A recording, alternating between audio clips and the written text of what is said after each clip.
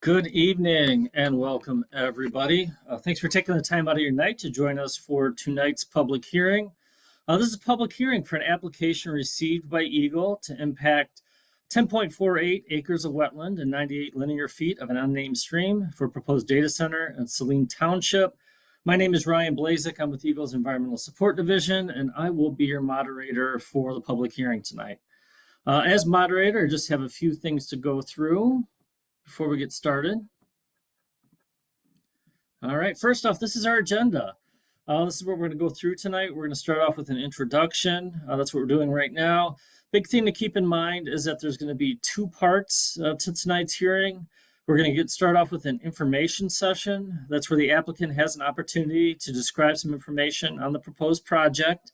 We'll follow that up with a short question and answer session, which will take us to around 6:30.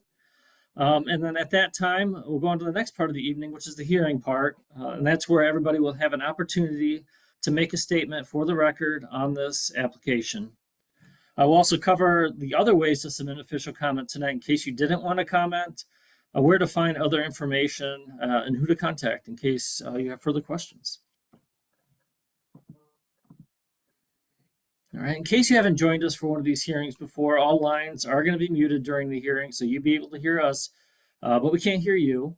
You can submit your questions at any time using the Q&A box in your Zoom toolbar. We'll try to answer those questions using the Q&A during the Q&A session that we're going to have. Also, you will have the opportunity at that time to raise your hand and ask your question. We also are recording this hearing, so that hearing will be posted on our YouTube channel in a day or two after the hearing tonight. You obviously will also be able to unmuted to make your statement. We'll explain how we're going to do that a little bit later on, though. All right, at this point, I would like to invite our EGLE staff on the line to turn their cameras on and to introduce themselves. Hi, I'm Jim Bales with the Water Resources Division out of the Jackson District Office. I'm the processor reviewing this application. And I'm Jeff Pierce. I'm the district supervisor for our Lansing and Jackson district office. Yeah, good evening, everyone. Kyle Alexander. I'm the field operations section manager in the Water Resources Division. All right, thank you all for being here for this hearing tonight. We're going to roll right into the informational session. And we have Jonathan Furman with Related Digital in the audience, and we're going to find Jonathan in the audience and unmute him so that he can provide some information on the project. All right, it looks like John, you are unmuted. I have your slides here as well, so you can just let me know when you want to move on to the next slide. Also, it'd be great if you could keep it to around the presentation around 10 minutes so that we have some time for question and answer. Are you there? Perfect. I'm here. Can you hear me? Yeah, we can hear you. Okay, great. So if you wouldn't mind going to the next slide, please. Great. So we'll pause here. Hi, everyone on the line. My name's John Furman. I'm a vice president on the Related Digital team. I've been with the organization for 5 years, and I'd like to start by telling everybody out there a little bit about our organization. So Related is a 50-plus-year-old privately owned real estate development company. We develop all sorts of projects across the United States, in New York, Boston, Michigan, Chicago, California, all over the United States, all different types of asset classes.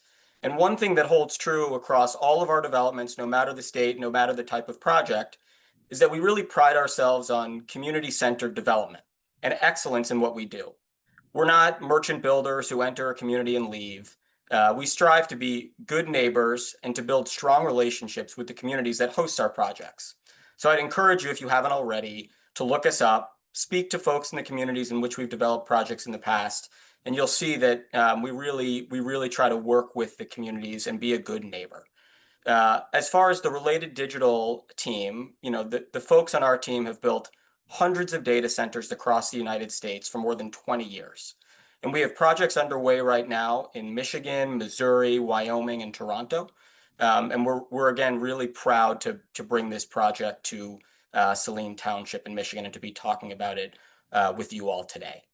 If we could go to the next slide, please. So now that you have a little bit of background about related, I want to talk about the project. And so as you see on the slide here, we're here today to talk about a project that's 575 acres in Saline Township. And I'll start with why the project was selected, and then I'll talk about how we're developing this project in a responsible way. And then I'll finish off with some of the local benefits that we're providing to Saline Township, Washtenaw County, and to the state of Michigan. So let's start with the site. First, it's a large, flat, contiguous piece of land. Second, it's located along Michigan Avenue, which is a main thoroughfare, very, very important for projects like this. Third, it's proximate to a major metropolitan area, Detroit, Ann Arbor, with multiple airports. Next, it's about 30 feet set down from Michigan Avenue, providing natural screening from the surrounding community.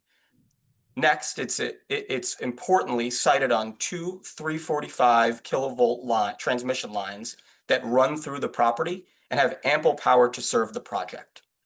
And then the last important thing to note is that this project is being built as part of an Oracle and OpenAI partnership to develop data centers across the United States.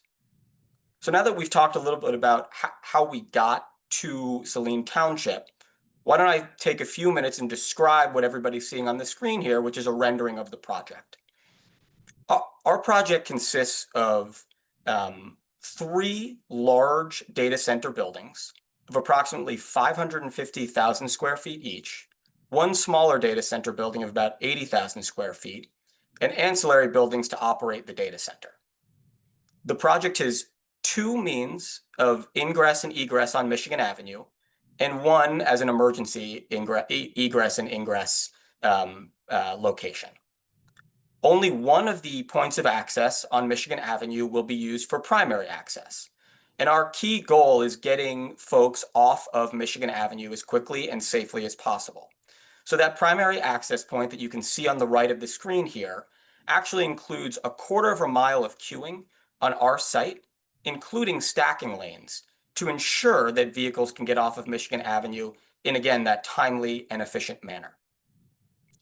The last thing I want to mention about the site before we talk about how we're executing the development is that this site will have significant berming around it, will have natural buffering, and will be screened from view. I mentioned at the top that one of the reasons that we selected the site is because it's 30 feet set off of Michigan Avenue. Well, that provides a great natural buffer for screening the project from the surrounding community. Because the thing about data centers is they tend to not like to be near people, and people don't always want to see them. So we've taken that community feedback and located this project in such a way that there's natural screening from the surrounding community. If we could go to the next slide, please. Great. So this slide talks about some of the techniques that we're using to develop this project. And I know that there are a lot of misconceptions about how this project is being developed, and a lot of information about data centers circulating on the internet in general. So I want to spend a few minutes talking about how this project is being developed differently from other data centers. And we'll start with the first 3 on the screen, some of which I alluded to in the last slide, which are the most germane to the permit being discussed today. But there are a handful of other ways that we're developing this project in a community-focused and responsible way. So first, this project is only being built on about 250 acres of the 1,000 acres that we have under control in Saline and Bridgewater townships. That means that 750 acres will remain as open space used for farmland, as existing wetlands or woodlands. And further, we're actually committing in an agreement with Saline Township to place 47.5 acres of that 750 immediately into conservation easement. We'll also have 75-foot minimum setbacks from the road. The other things to mention on the land side, our project will only be 1 story to comply with existing zoning ordinances, which is really helpful in terms of screening it from view. Next, we'll talk about water. So while not immediately the focus of today's EGLE permit, there's been a significant number of questions in the community and in other public forums about our water use. Well, I want to take a moment and say that our project is dramatically different from other data centers that you may have read about. Our project will not use high water use evaporative cooling for our project. Instead, we've agreed, per a consent judgment with Saline Township, to use a closed-loop water system, which will only use on a daily basis water for bathrooms, sinks, and humidity, significantly less than the existing water use from agricultural sources today. We'll be served by 2 on-site wells during operation and will not be connecting to any municipal system. So we'll not be pulling infrastructure from the city of Saline or other local areas to our project. Importantly, we also, as part of an agreement with Saline Township, have agreed to install monitoring wells to monitor the groundwater levels for surrounding neighborhoods. If any wells go dry as a result of our data center, which will not happen, we will have to pay the cost to restore those wells. And then finally, on the water point, I know there are also a lot of questions circulating around the use of glycol and whether or not we'll be putting glycol into the Saline River. Well, I can clearly state that any glycol that we use, which will be FDA approved, will be in a closed loop system and will absolutely not drain into the Saline River. It will remain in that closed loop system. In the unlikely event that there is a small spill from the closed loop system, each building on our site has dedicated storage tanks specifically designed to catch any leaks, and those leaks will subsequently be pumped into a truck and taken off-site for proper disposal. The final thing on this slide, before I talk about some of our other responsible development techniques, is stormwater management. And we're actually really proud to say that the stormwater management features that are part of our project will significantly mitigate stormwater runoff from the site, reducing peak flow rates into the Saline River compared to existing conditions. Now, some other things that aren't on the slide, but I think that are important to mention so people understand how we're developing this project. And they are really the concerns and questions that we had from the Saline Township residents over the last several months that we've spent in that community. So the first is on sound and air quality. Unlike other facilities of this size that you may have read about around the country, our project does not use hundreds of backup generators. Instead, it includes just 12 large generators and 2 small units. Generators will be tested once a month for only an hour at a time. And as formally agreed with the township, noise levels at the property line that might otherwise have occurred as a result of hundreds of generators that we will not have will not exceed a maximum decibel level of 55 decibels, quieter than typical farm equipment. Next is traffic. And this was a big topic that we discussed a lot with the residents of Saline Township.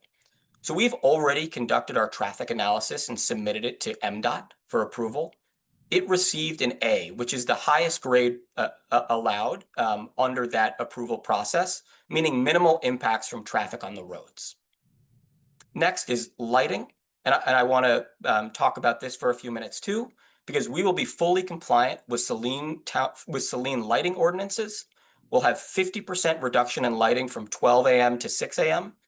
and the lighting will be fully shielded, downward facing, with fixtures away from roads and rights of way. 2 more before we go to the last slide in the presentation. In the unlikely event of this project being abandoned, it was an important thing for Saline Township that we provide a decommissioning bond from a third party to restore the land to its existing agricultural use should the data center no longer exist. So we were happy to include that as part of our agreement with Saline Township. And last but not least, because people of course have questions about the construction of facilities like this, we were also very happy to stand up a construction advisory committee comprised of residents from Saline Township, the township planner, and the township engineer, such that we get constant communication and feedback from Saline Township residents about our construction process. I mentioned at the top that we try to put the communities in which we're developing first, and this construction advisory committee was an important way for us to signal to the community that we want your feedback, particularly throughout the construction period. If we could go to the next and final slide, please. Great. So I want to spend a couple of minutes talking about the benefits to the local community. First, This project will produce, on average, $1.6 million in annual tax revenue to Saline Township through 2039. This will quadruple Saline Township's tax revenue. On top of the 1.6 to the township, it will contribute 8 million for Michigan schools. And while the tax revenue is great, we went above and beyond this tax revenue as a result of continued conversations with the township. We tried to listen to what was important to the township, and a few things came out in those conversations. First, we're proud to be contributing $8 million to local fire and emergency services in Saline, in Clinton, and in other townships. Second, we understand that preserving agricultural land is important. And as a result, we've agreed to contribute $4 million to seed a farmland preservation trust such that Saline Township can purchase future agricultural land and preserve it as they wish. And then finally, on the local community side, we will be providing $2 million in a community investment fund for Saline Township to use at their discretion. And now, before I close, just a couple of more things I want to talk about on the state of Michigan more broadly. This project, as you've likely heard, is a significant economic investment in the state. We are proud that we will have 2,500 union construction jobs on site, 450 permanent jobs on site, and 1,500 jobs in the county.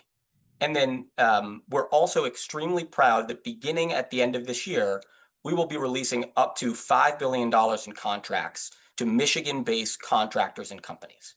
So all told, there will be significant benefits not only to the local Saline Township in Washtenaw County, but also to the state at large. I think I'm just about at 12 or so minutes, so I'll stop there. I'm sure there are some questions. We're happy to take them. And then folks on the EGLE side, I think you can also hopefully unmute Don from Atwell, our civil, as he may be answering some of the questions as well. Yeah, thanks for providing that information, John. Yeah, we'll see if we can find Don in the audience and unmute him if we have any questions for him. So we're going to start the question and answer session right now. There's a couple different ways you can ask a question. You can submit your question using the Q&A box at the bottom of your screen. You can also click the raised hand icon at the bottom of your screen to ask a question. If there's people calling in by phone, you can also ask a question or raise your hand rather using *9 on your phone. So hit *9, that will raise your hand in Zoom. And then we will call on you using the last 4 digits of your phone number. So I guess a couple other quick things before we get started, just so you're all aware of where we're at. We have 179 people on the line, 17 questions have been typed in, and we have 7 raised hands. We're not going to be able to, in all likelihood, get to all of your questions tonight before we move on to the hearing part. We'll get to as many as we can, and we'll provide Jim's contact information in case we don't get to your question. But we'll also try to get to as many individual questions and try to get those answered. And then also, if you shared your link that during registration with somebody, your name is going to show up twice in Zoom. And so we're going to put an asterisk by one of the names just so that we can somehow differentiate them when we call on you.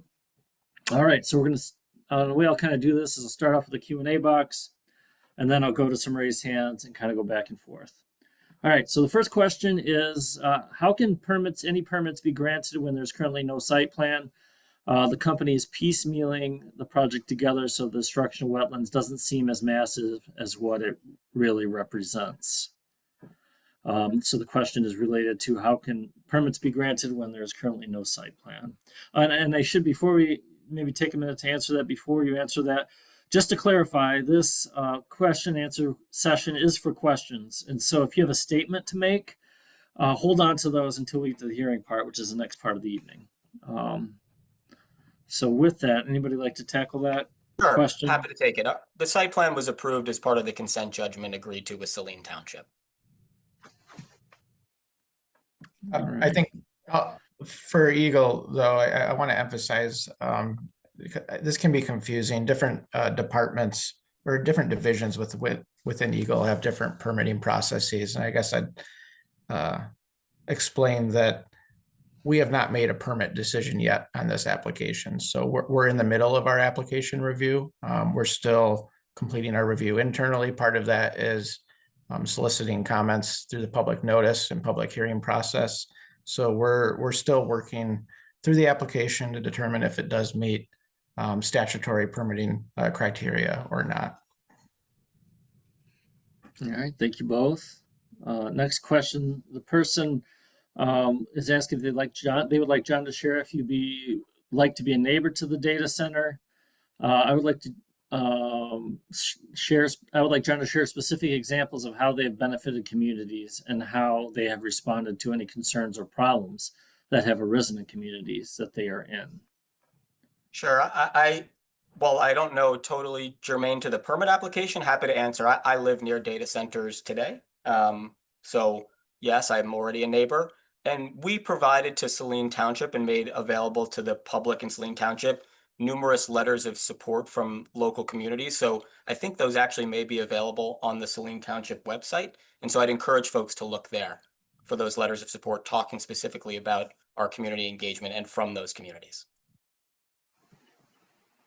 All right, thank you. Next question. What do you mean by natural buffer? Are you planning on planting native plants? Sure. So we're going to have berming. So the natural buffer I was referring to was the fact that the project site is 30 feet set down off of Michigan Avenue, which naturally obstructs it from view. In addition, we will have landscaping screening and berming. All right, thanks, John. All right, now I'm going to go to some raised hands. So this is, we have a lot of questions to get through, so please try to stick to asking a question. The first person I have is Tim Burneau, and it looks like Tim Burneau, we have an asterisk because there's more than one. So we're going to unmute the first Tim Burneau, and then you should be unmuted. And then you can unmute yourself and ask your question if we just unmuted you and you're logged in as Tim, if you're not Tim. Hello. Are you This there? is Tim Bruno. Okay. Hi, Tim. What's your question? Hey, I've got a question for John Furman. You said that you're not going to be discharging glycol into the Saline River. However, at one of the Saline Township board meetings, your CEO, Brent Bremen, told us that they were going to be discharging directly into the Saline River. So can you just tell me which one of you is lying? Sure. Thanks, Tim. I was at that meeting and what you're saying is false.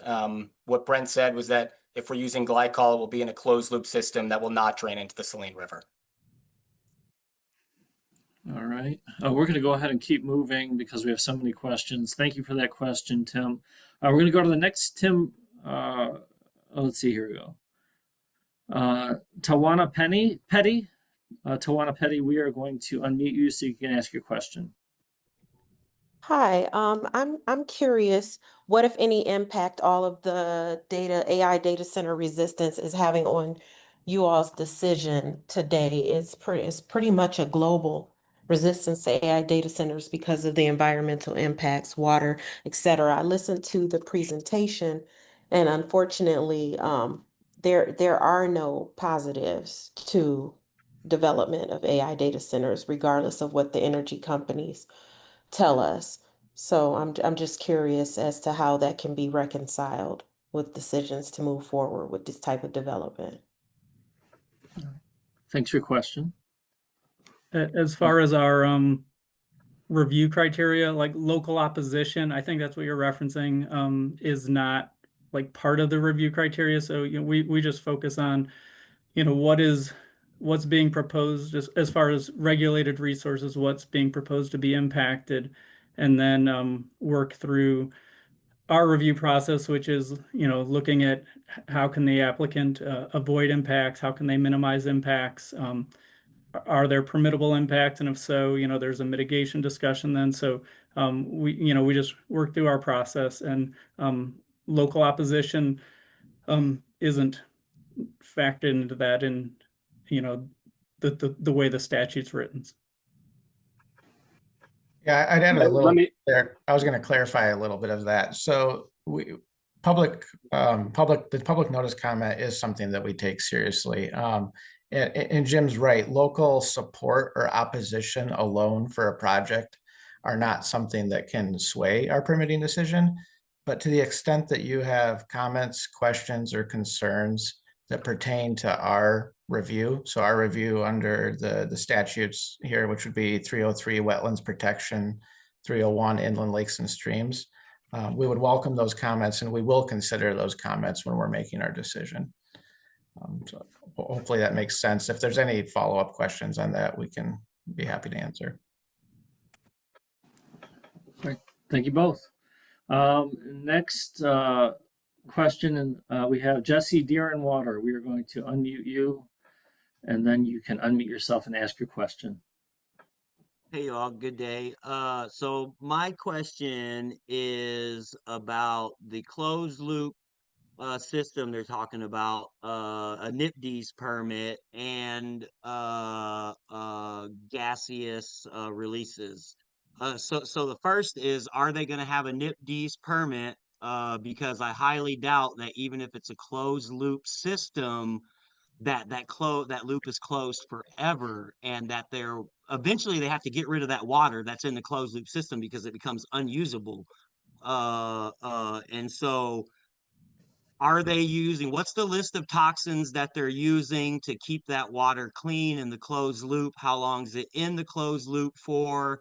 Whenever the water is finished, where is it getting dumped to? What's the NIPD's permit look like? And it's all like one question. And are there halogens that are going to be released? What are the gases that are going to be released? Because within a closed loop system, even if it's steam coming out, there's going to be like gases involved. You know, there's not just one place where there's releases, there's multiple. If you've seen the top of any industrial structure, you'll notice that there's more than one place where things are being released, whether that's in the water or in the air. And so my question is around what's going to be in the air, what's going to be in the water, how long is that loop going to be closed for, what comes out in it. Yeah, that's my basic, like, overall bigger question. Okay. Yeah. Thanks for your question, Jesse.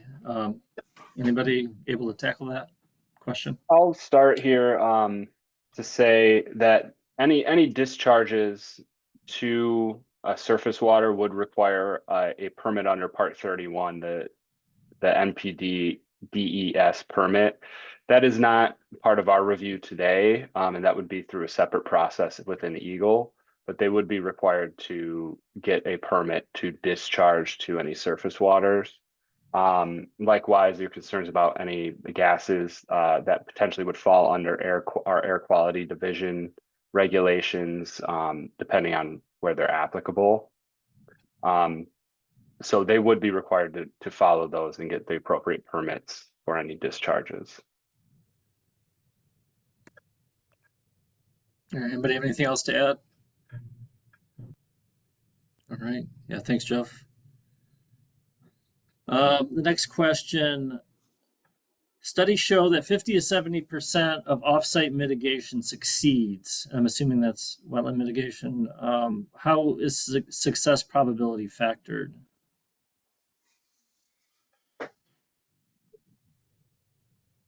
I can help to answer that. This is Don Berninger from Atwell.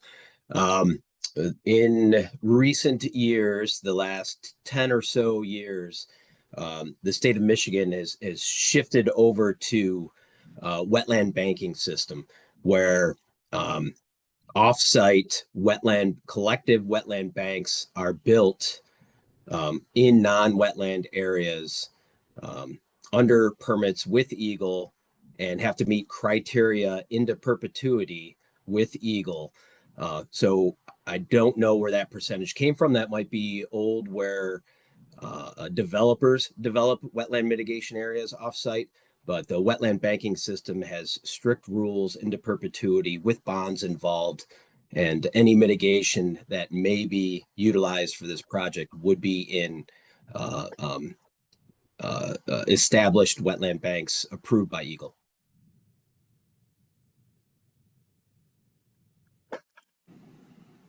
All right, anything further on that one? All right. Does EGLE have a timeline on when the decision on the permit is expected?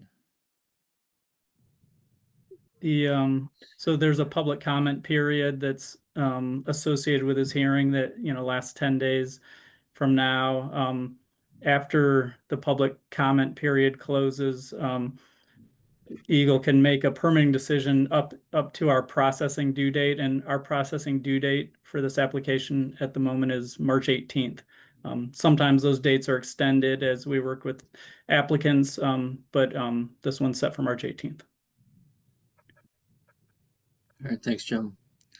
How deep would the wells be for water withdrawal, and how much water is expected to be withdrawn from those wells yearly? 118-foot wells, and we will draw about 10 to 20,000 gallons, 10 to 20,000 gallons a day. Okay. Thank you. Can you describe the 10.48 acres of wetlands being affected? How are the drain tiles from old farms being affected?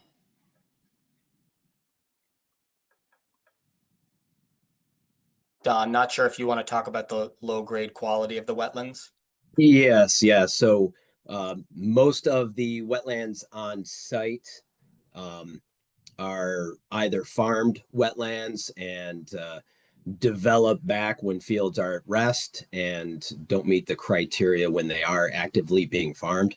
So the functions and values are very low on the wetlands proposed to be impacted.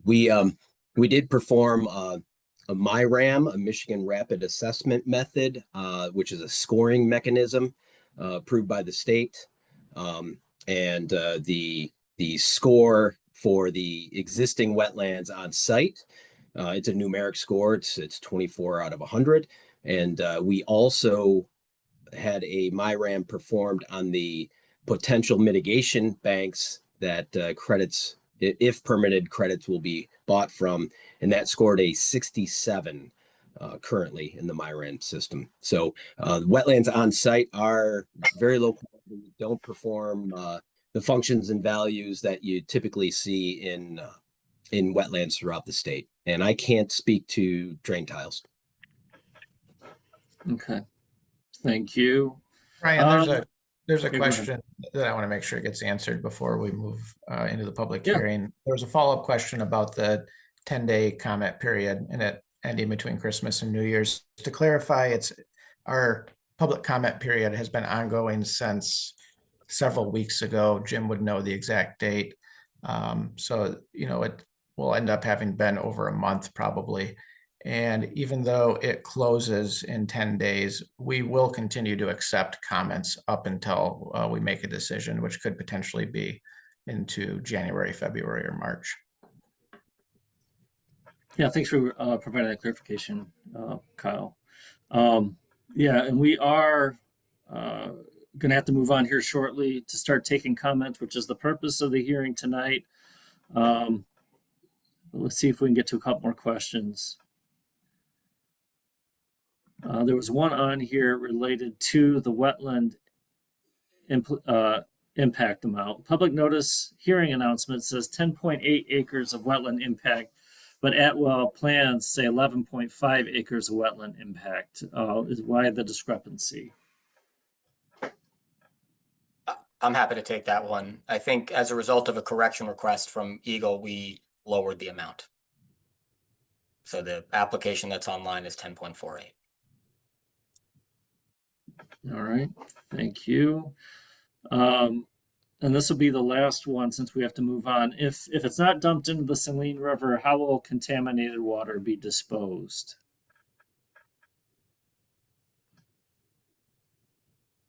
I'm not sure specifically what they're referring to. Yeah, Ryan, without this being more specified, I don't think this is relevant to the permit we're discussing today, so I'm going to punt on this one. Right. Okay, let me see if we can squeeze one more in.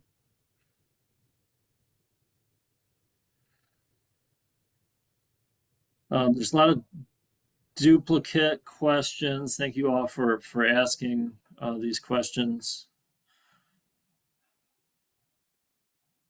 Does EGLE consider if there's a threshold when there are too many data centers in our state, will there be a limit of permits? Yeah, I mean, generally speaking, our review, is focused and centered on this proposed activity and the impacts that are being proposed as a part of this project. All right. All right, we're going to have to move on to the next part of the hearing tonight, but thank you all for being on this panel. And thanks to everybody for asking your questions. If we did not get to your question, I'll be providing Jim's contact information a little bit later on tonight, and you can contact Jim, who will try to answer your question. All right, so the next part, I'm going to share the other ways to submit a comment in case you did not want to submit a comment verbally tonight out loud. There's a couple other ways you can do that. Submit a comment through My Enviro. We're going to provide this link in the chat through submission HQF-0VDY-1FZ1N. And you can also submit your comments by mail to EGLE Water Resources Division, Jackson District Office, Post Office Box 30458, Lansing, Michigan 48909-7958. And the comment period is open until December 28th. However, as Kyle mentioned, we will accept comments after that period. All right, so we're going to go ahead and kick off the hearing part. So, Jim, I would like to invite you to read the opening statement for us tonight. Okay, thank you. Good evening, ladies and gentlemen. My name is Jim Bales, and I am the district representative in the Water Resources Division of the Michigan Department of Environment, Great Lakes, and Energy, also known as EGLE. I'll be serving as the hearing officer for this public hearing on EGLE submission number HQF-0VDY-1FZ1N. With me tonight is Jeff Pierce, the Water Resources Division Supervisor for the Jackson and Lansing offices, and Kyle Alexander, the Field Operations Section Water Resources Manager. To describe how this is going to work tonight, I will begin with some background information about why we are here. I will then describe the purpose of the hearing and how your comments will be used. Following that, I will outline the procedures under which we will take your comments and then describe what will happen after tonight's hearing. It will then be time for you to provide comments, and we'll spend the majority of the time tonight listening to those comments. At the end of the hearing, I will read the closing statement.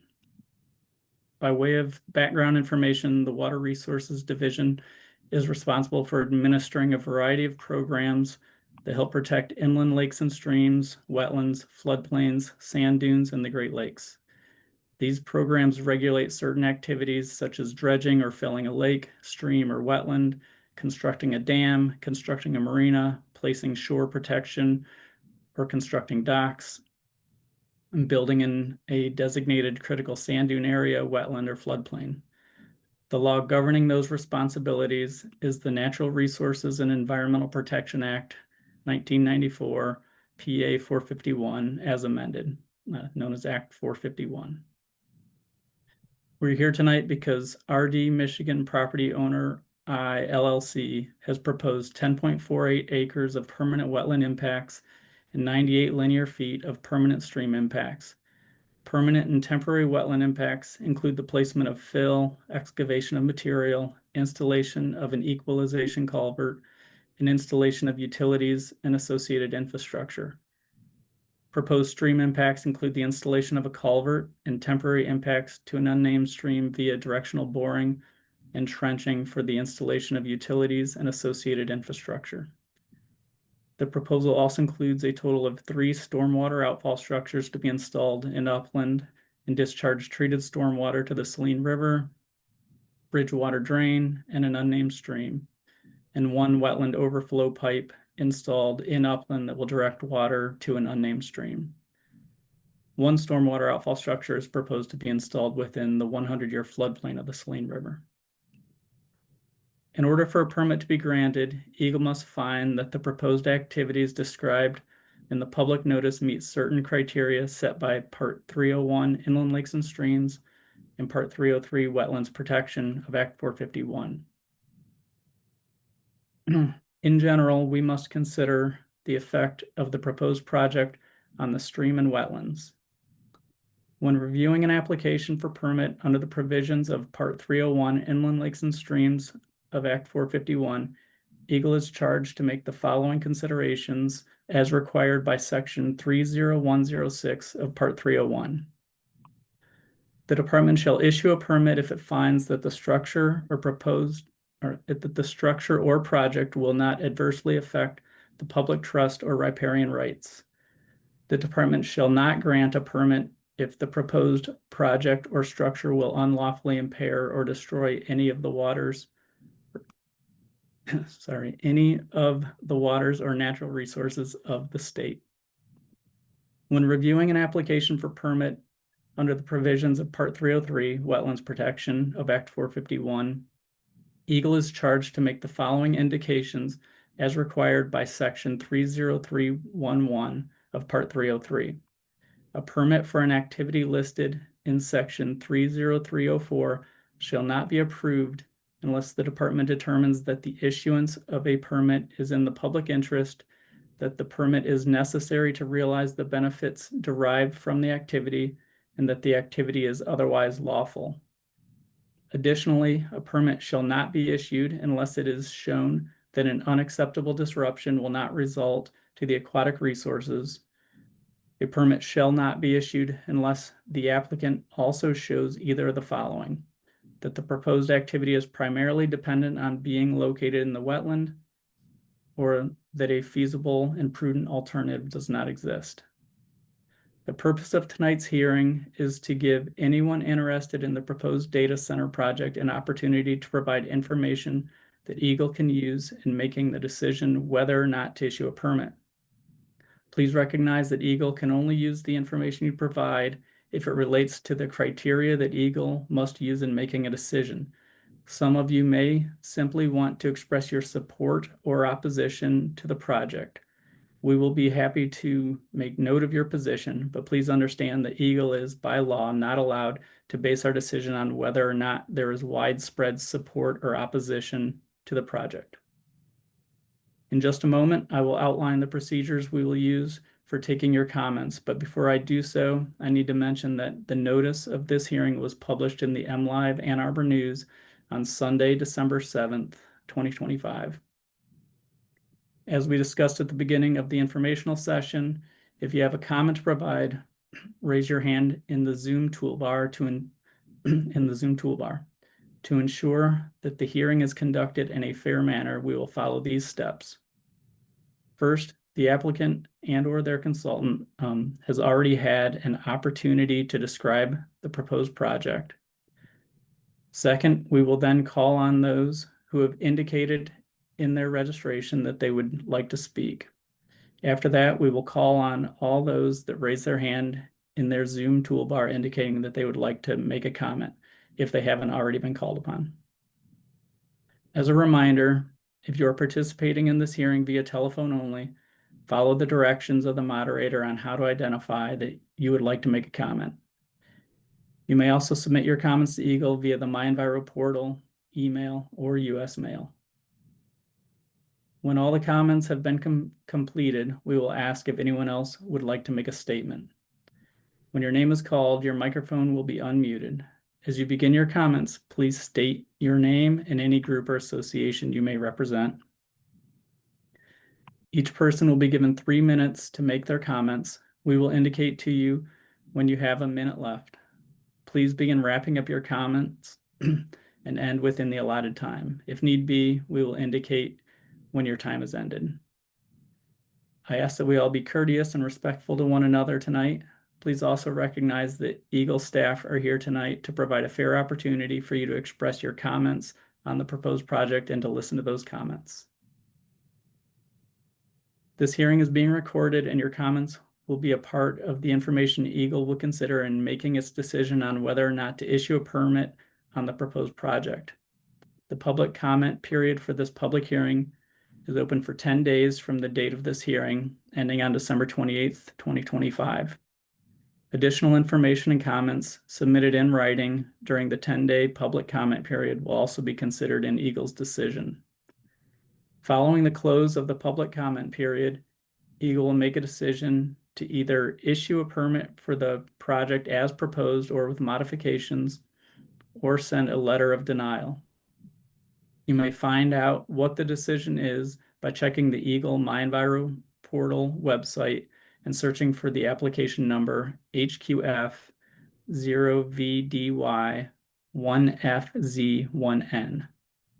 Thank you for your attention. We'll begin calling the names of those who have indicated that they would like to make a statement. All right, many thanks for reading that, Jim. Just a couple things to add before we get started. It's going to be one comment per person, and everyone will have an opportunity to make a comment. So we'll be here until we get through everybody's comments. And just to give you an idea of where we're at right now, we have 175 people on the line right now. And I have a list of 38 names who during registration indicated they wanted to make a comment. So we're going to start with that list of names first, and then go through the people with the raised hands who have not yet made a comment. I should also mention, if you're called upon and you have somebody else on the line, like I said, it's one comment per person. So if someone else is on there that would like to make a comment on the same line, please let me know that when you're making your comment or just before, just so that we can keep you on the line and get their comment as well. And with that, everybody will have 3 minutes, as Jim said, to make their comment. You should start to see that a countdown timer in the upper right-hand corner of your screen counting down from 3 minutes once you start to make your comment, so you know how much time you have left. And then when you're down to 1 minute left, you'll hear this noise so that you know you have a minute left and can begin wrapping up your comments or are able to keep on time with your comments. So with that, we're going to go ahead and call on our first person to make the comment, Ayat Altamimi, and then after Ayat is Dana Crumbly Fadel. Okay. Right. Hello, everybody. Thank you. Yep. My name is Ayat Altamimi. I'm a public health researcher and a member of Michiganders Against Data Centers. The Department of Environment, Great Lakes, and Energy describes its mission as to protect Michigan's environment and public health by managing air, water, land, and energy resources. That's why I want to take the time today as a public health researcher to speak about the public health impacts this AI data center will have on communities. To do so, I'm going to bring us to Memphis, Tennessee, a community that has a similarly sized data center that was forced onto their community. In just the 1 year that the Colossus Data Center has been open, child asthma rates have skyrocketed. Community members, especially elders, have already developed and died from chronic obstructive pulmonary disease. These are elders whose family members report have never picked up a cigarette in their lives and who have already died in a single year. Mothers are giving birth to low birth weight babies prematurely.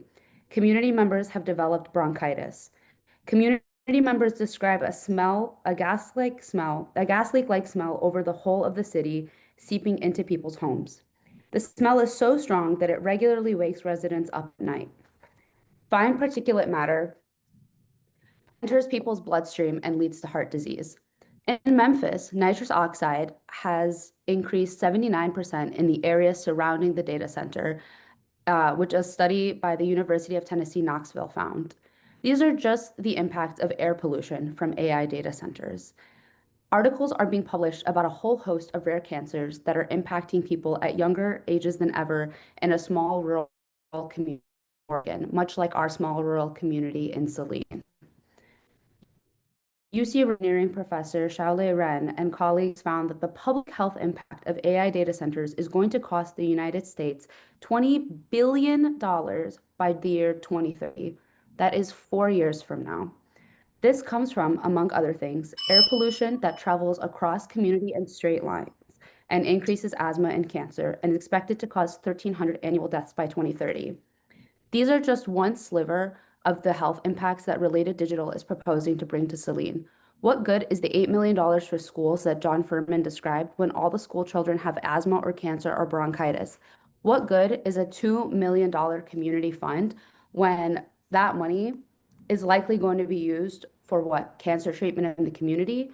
Average cancer treatment in the state of Michigan, as estimated by the Michigan healthcare professionals, costs over $50,000 per person. So is that how we're going to divvy up that $2 million fund? Researchers also found that the impact on communities isn't evenly distributed. Related companies, Related Digital's parent company, is situated in New York. A lofty New York-based company isn't going to be the one feeling the uneven impacts. Rather, it's our small rural communities that are going to see the household health burden Your higher time than is those up. We're small going to have to communities. move on to our next Thank commenter. you. Yep, thank you for your comment.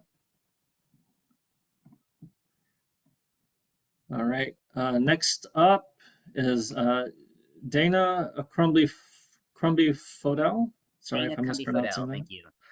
Yep, and then after Dana is Jennifer Oresti. All right, you can begin. Thank you.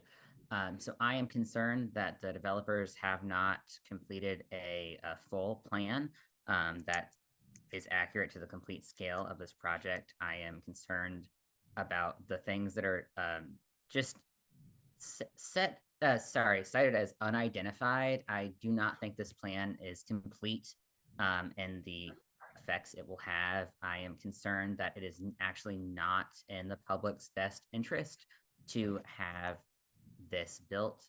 I am concerned about the effect on local wildlife, even though the water in Ypsilanti is not like super safe. I don't think there's reason to pollute it further. I don't think AI and data centers aside, I don't think that the developer's application suits the criteria it needs for EGLE to approve it in terms of it being in good faith, it having minimal impact, and the impact it having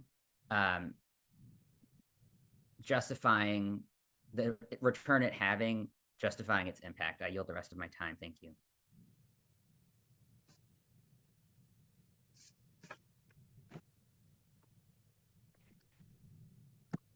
Are you all set with your comment, Dana? Yes, I yield the rest of my time. Thank you. All right, thank you.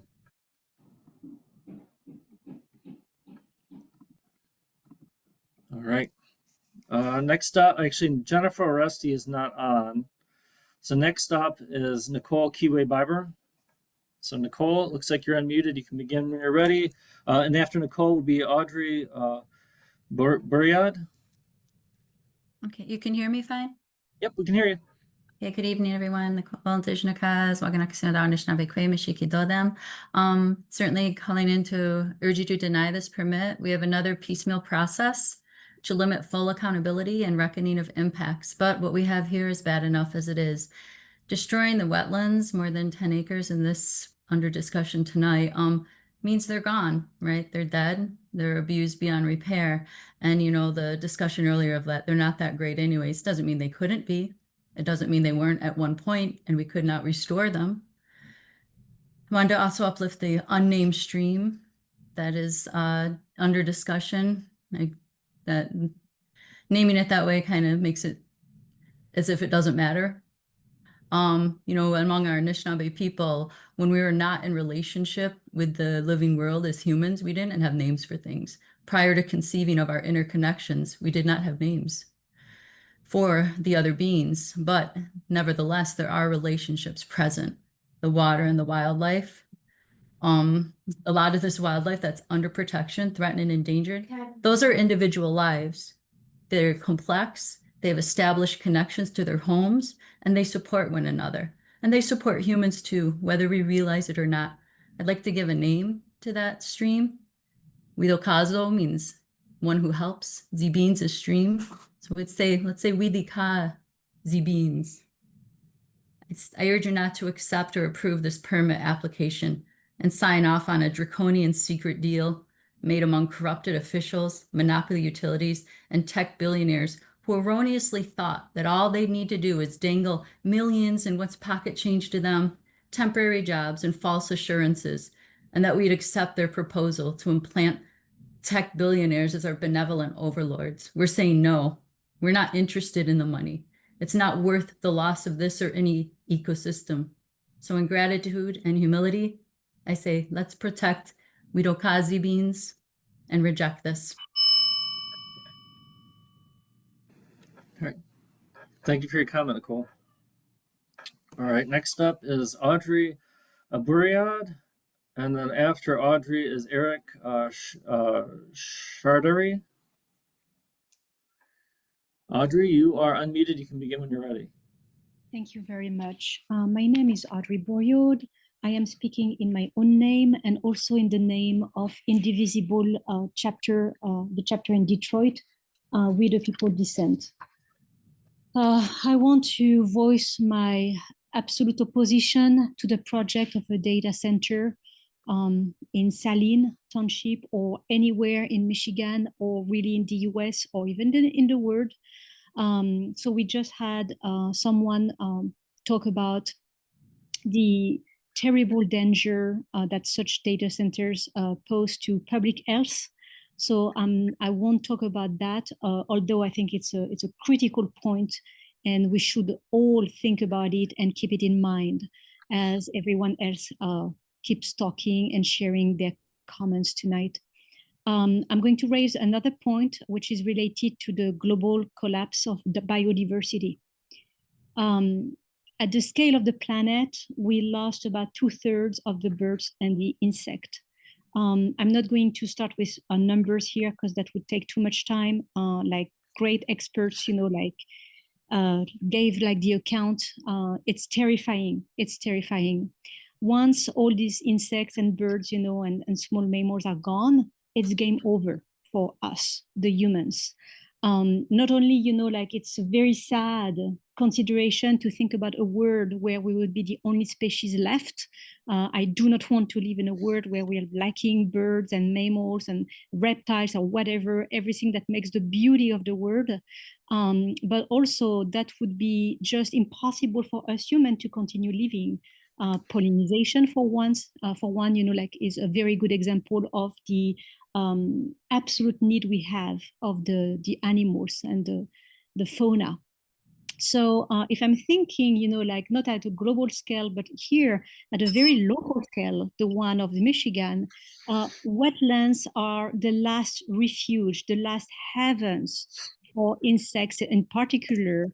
And I'm very, very concerned that data centers who are like preying on water, especially and here on wetlands, would completely destroy the biodiversity. We're not in a position anymore. I mean, humanity is not in a position anymore of losing any more biodiversity.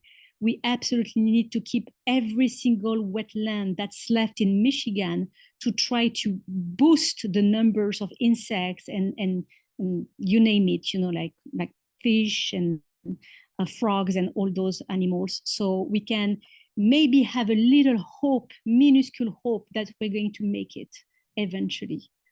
Thank you very much. I yield my time. Thank you for your comment. All right. Next up, looks like Eric Shari is not on. So after Eric would be Marshall Clabeau, and then after Marshall is Jesse Deer and Water. Good evening. Thank you, EGLE, for hosting this public comment. My name is Marshall Clabeau. I'm speaking on behalf of myself, and I also serve as the Director of Michigan Solar Communities with the Great Lakes Rural Energy Association and a board member of Capital Area Friends of the Environment. Speaking on behalf of myself, though, but I'm in the space. I'm very concerned. I urge EGLE to deny this permit. The shell companies operating this project are disingenuous in their reporting. Every presentation is a different presenter with facts.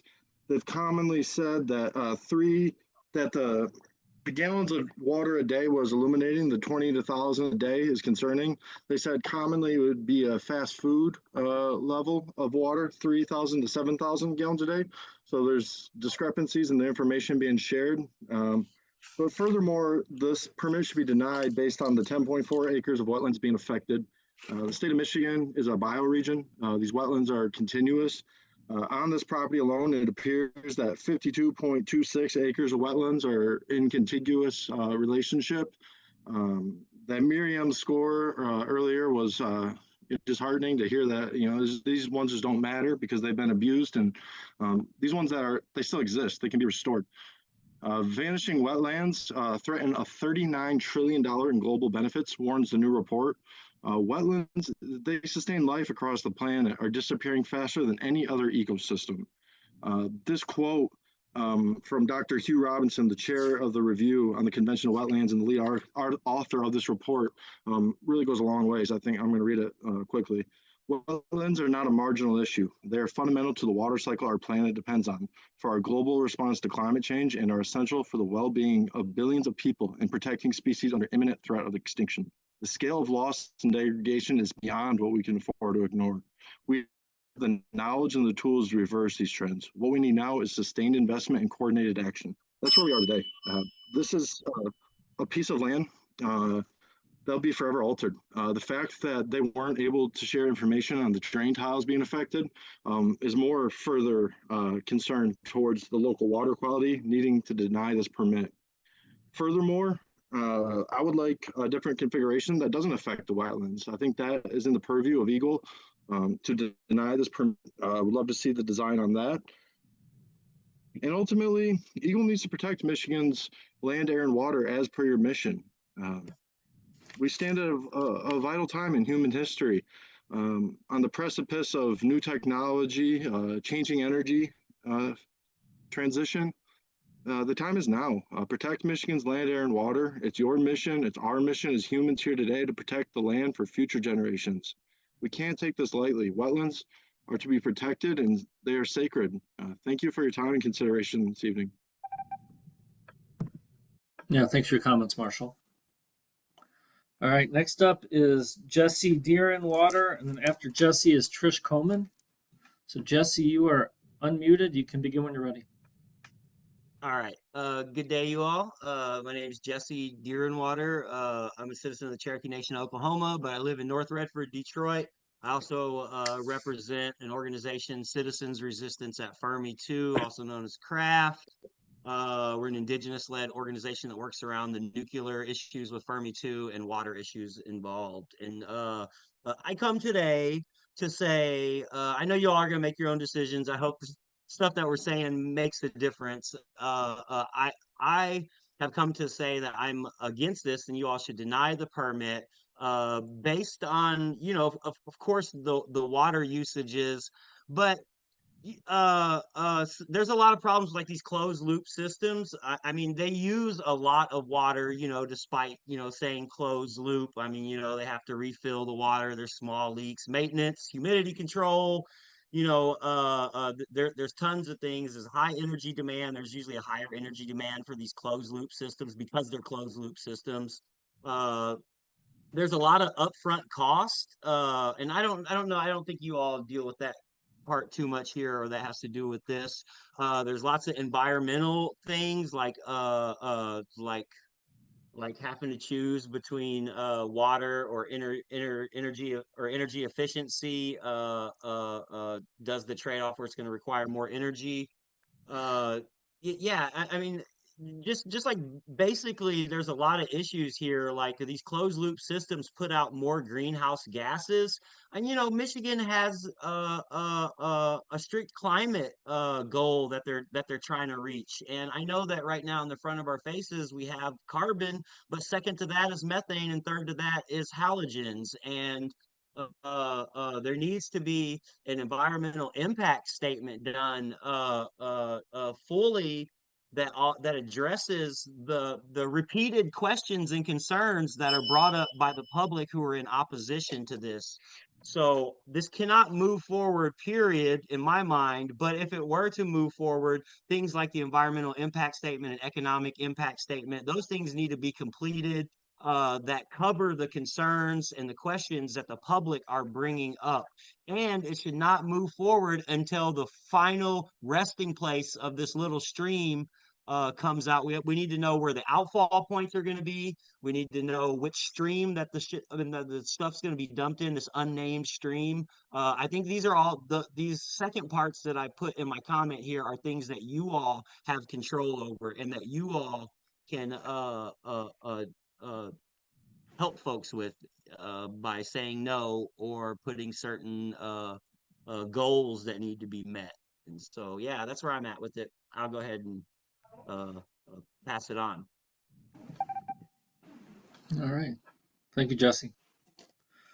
All right. It doesn't look like Trish Coleman is on the line, so we're going to move on to Cole Bean. And then after Cole will be Shauna Farley. Cole, it looks like you are unmuted on our end. You should be able to unmute your microphone on your end and make your comment. Hi, everyone. Cole, I live in Monroe. So yeah, like others have said, I am in opposition to this for environmental reasons, and a load of others. But quoting directly from your website, like they mentioned, your mission statement is to protect Michigan's environment and the public health by managing air, water, land, and energy resources. Your vision says that you're looking for a Michigan that respects people, treasures natural resources, and fosters thriving communities. You say that you deliver solutions. EGLE delivers solutions that reflects our mission. It says you equitably serve the interests of Michigan residents. It says in one sentence, EGLE serves the public.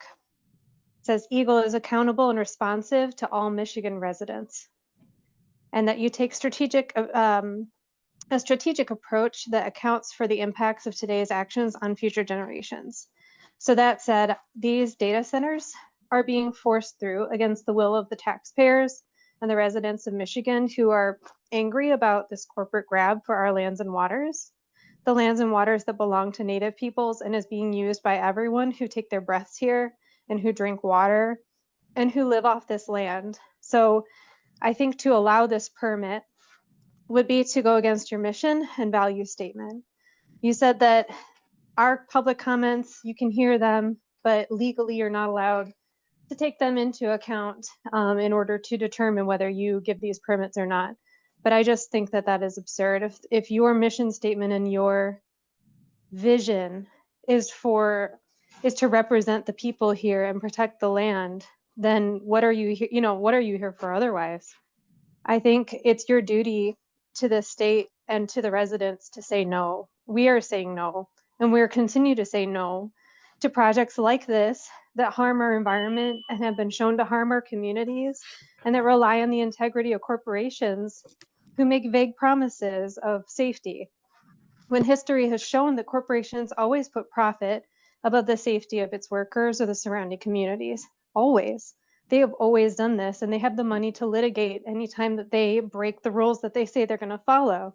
So please don't let them ruin our state for their paychecks. I think Michigan deserves better.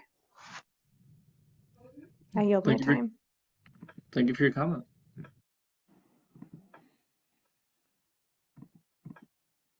All right. Doesn't look like Shauna Farley is here. So next up will be Liz Wilkinson. And then after Liz, it'll be Keel Fegley. All right. It doesn't look like Liz is here. All right. There's Keel. All right. So then we'll go with Kristen Walden. And then after Kristen will be Alex Beauchamp. All right. So we're not seeing Kristen, but Alex is here. So Alex, it's going to be Alex Beauchamp and then Carl Sinski. So Alex, you can begin when you're ready. Great, thank you. I'm Alex Beecham. I'm the Northern Region Director at Food and Water Watch. We're a national environmental group that has a significant presence in Michigan. In fact, in just the last few days, over 200 of our members have submitted public comments urging for the rejection of the project we're talking about tonight. And I'm calling from my home office in Grosse Pointe.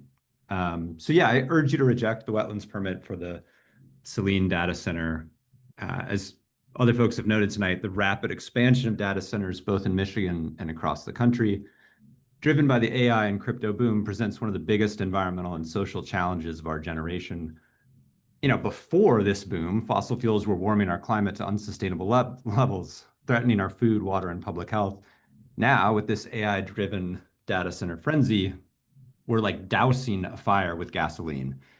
So we have to stop this, and we have to take a stand here in Michigan. That's why Food and Water Watch is calling for an immediate halt to all new data centers, again, both in Michigan and around the country. We simply have to hit the brakes on this almost completely unregulated industry. We have to pause and get this right.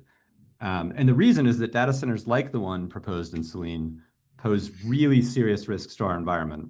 On this project specifically, we've heard a lot tonight about the closed loop water system.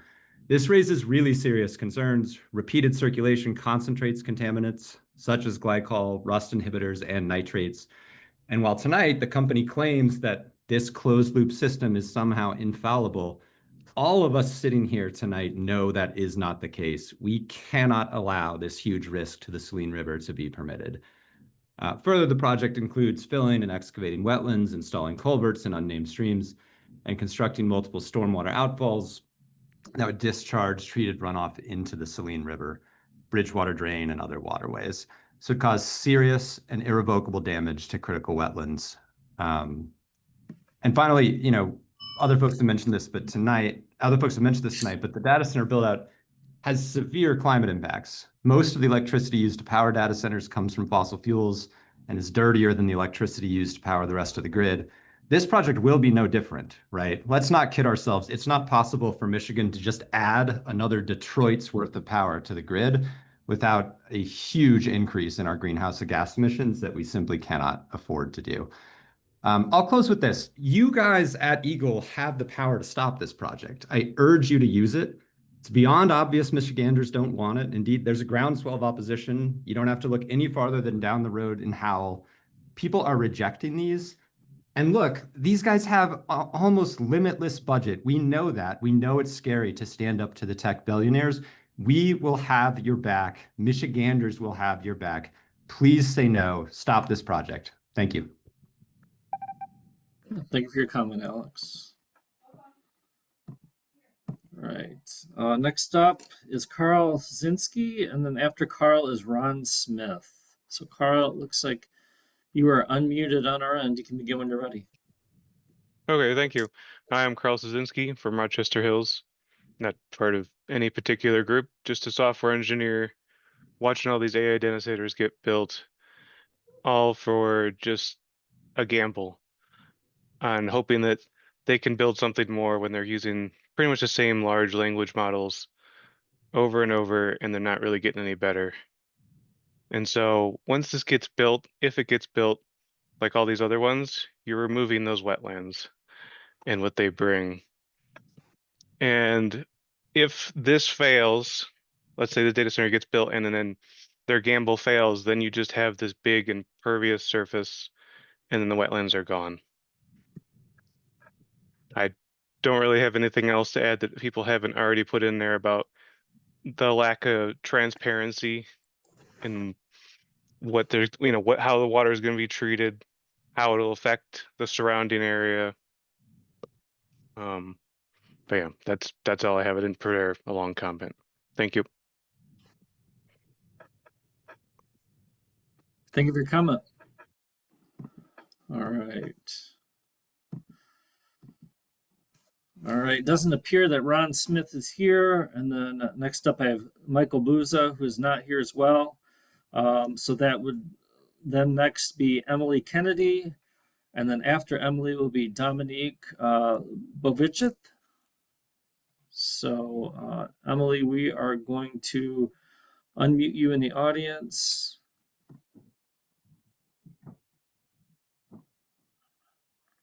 And then you'll be able to make your comment. Oops, I'm not seeing you here now. All right, looks like she just left. All right, so next up would be Dominic.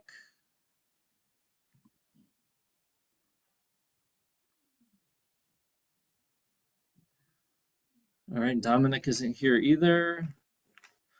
All right, so then would be Amanda Robert, and then after Amanda would be Jamie Holscher. All right, Amanda isn't here. All right, Jamie, let's see if we can find you in the audience. Jamie isn't here. James Demore, and then after James would be Brittany Troyan.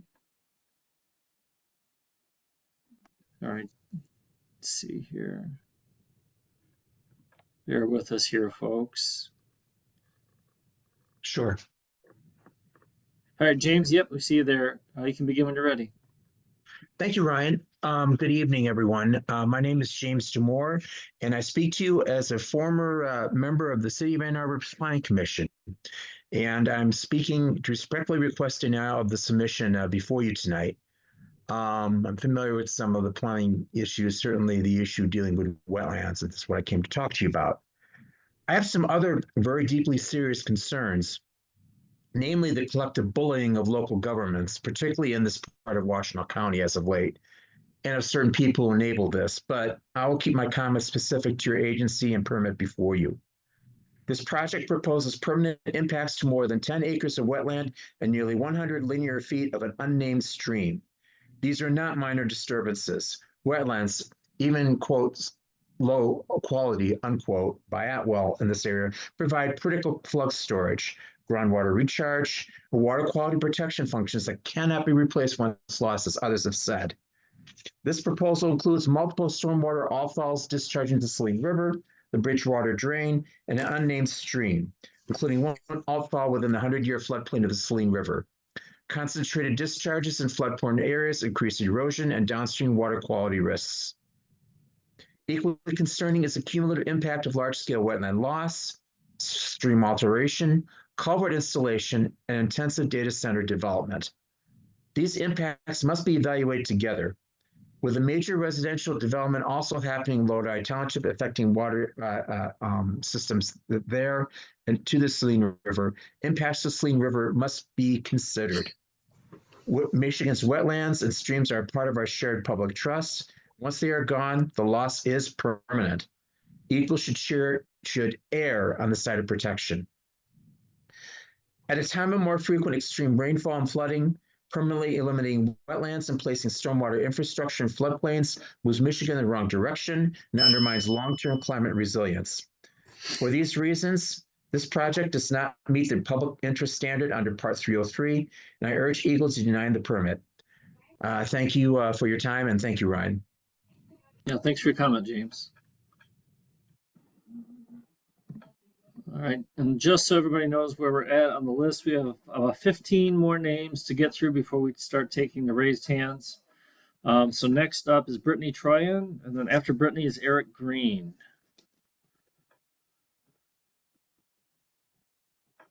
All right, it looks like you're unmuted, Brittany. Hi, can you hear me okay? Yep, we can hear you. Okay.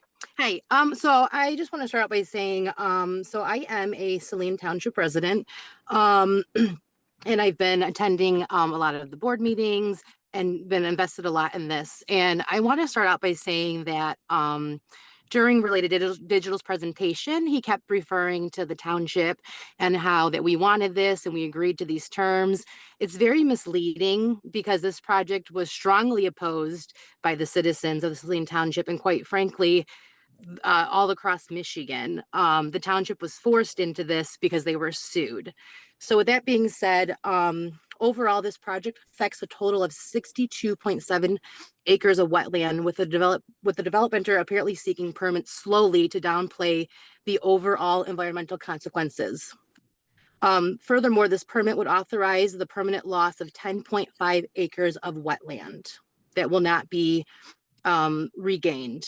The EPA has already raised red flags in objection to this project, citing significant impacts on protected wetlands. There's the potential stormwater discharge in an unnamed 6-foot creek and into the Saline River. There's numerous inaccuracies in this permit submission, and the inadequate migration proposals indicate the developer is not fully equipped to achieve or sustain compliance with regulations. I fear staff of EGLE and the EPA may face external pressure from state and federal leadership to expedite permit approvals, potentially compromising through review and adherence to the standards. Overall, the developmenter has not yet submitted a comprehensive site plan for this project. I strongly urge EGLE to deny the wetland permits. That's all. Thank you. Yeah, thanks for your comment, Brittany. All right. Looks like Eric Green is not here. And then our next few names, Natalia Emerson, Aaron Rutherford, and Sue Schenk are not here either. So next up will be John Furman. So John, we're going to unmute you, and then after John will be Ron Miracle. Ryan, I just did it so that I could do the presentation. I don't have a comment. Okay, gotcha. All right, Ron. We're going to unmute you, and then after Ron will be Colin Alamario. Are you there, Ron? Yep, can you hear me? Yep, we can hear you. Okay, I'm Ron Miracle. I'm here representing the more than 14,000 skilled tradespeople of the Michigan Regional Council of Carpenters and Millwrights. We obviously support this project for the jobs it'll bring to our brothers and sisters, but I want to talk about another aspect as well. We understand the concerns other has. We want to build things. This is our chosen profession. It is what we love to do. But our members also live all throughout Michigan. We live here for many of the same reasons you do, including to enjoy our natural environment. So while we want to build things, we also want to build them responsibly. And this project is being responsibly developed. It will leave 750 acres preserved as open space or farmland. It will fund 16 acres of wetlands and place 47.5 acres in conservation easements. It will contribute $4 million annually toward a farmland preservation trust, well improving the stormwater runoff into the Saline River compared to how things stand today. It will use a closed loop air coolant system to minimize water impact. This is a responsible project that improves environmental conditions on the site and creates meaningful economic opportunities for Michigan skilled tradesmen and women. Thank you, and I encourage you to improve the requested permits. That's all I have to say. All right, thanks for your comment, Ron.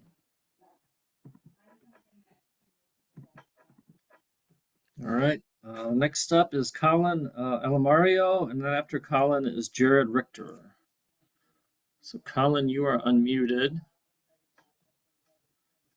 And you should be able to unmute yourself on your end and begin your comment when you're ready. Are you there? Yeah, I'm here. All right, we can hear you. You can begin when you're ready. Sorry, one sec.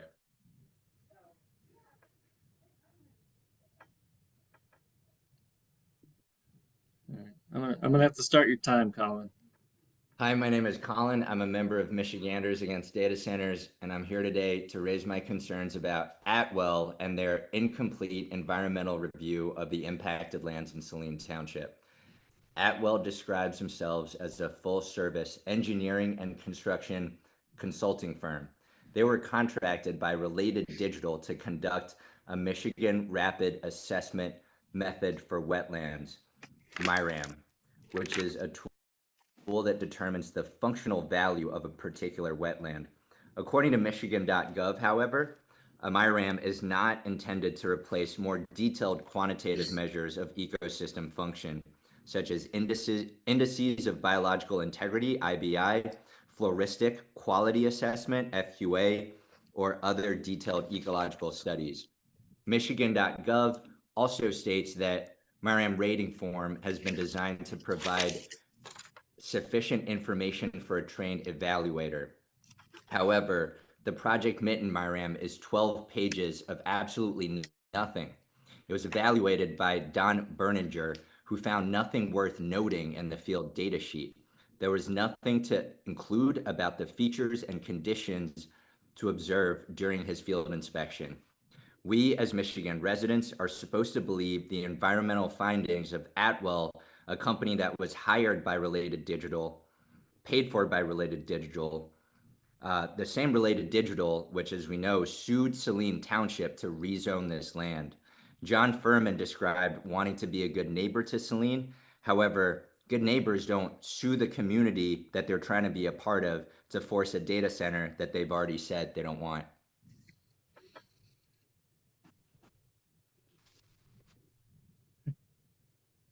Thanks for your comment, Colin.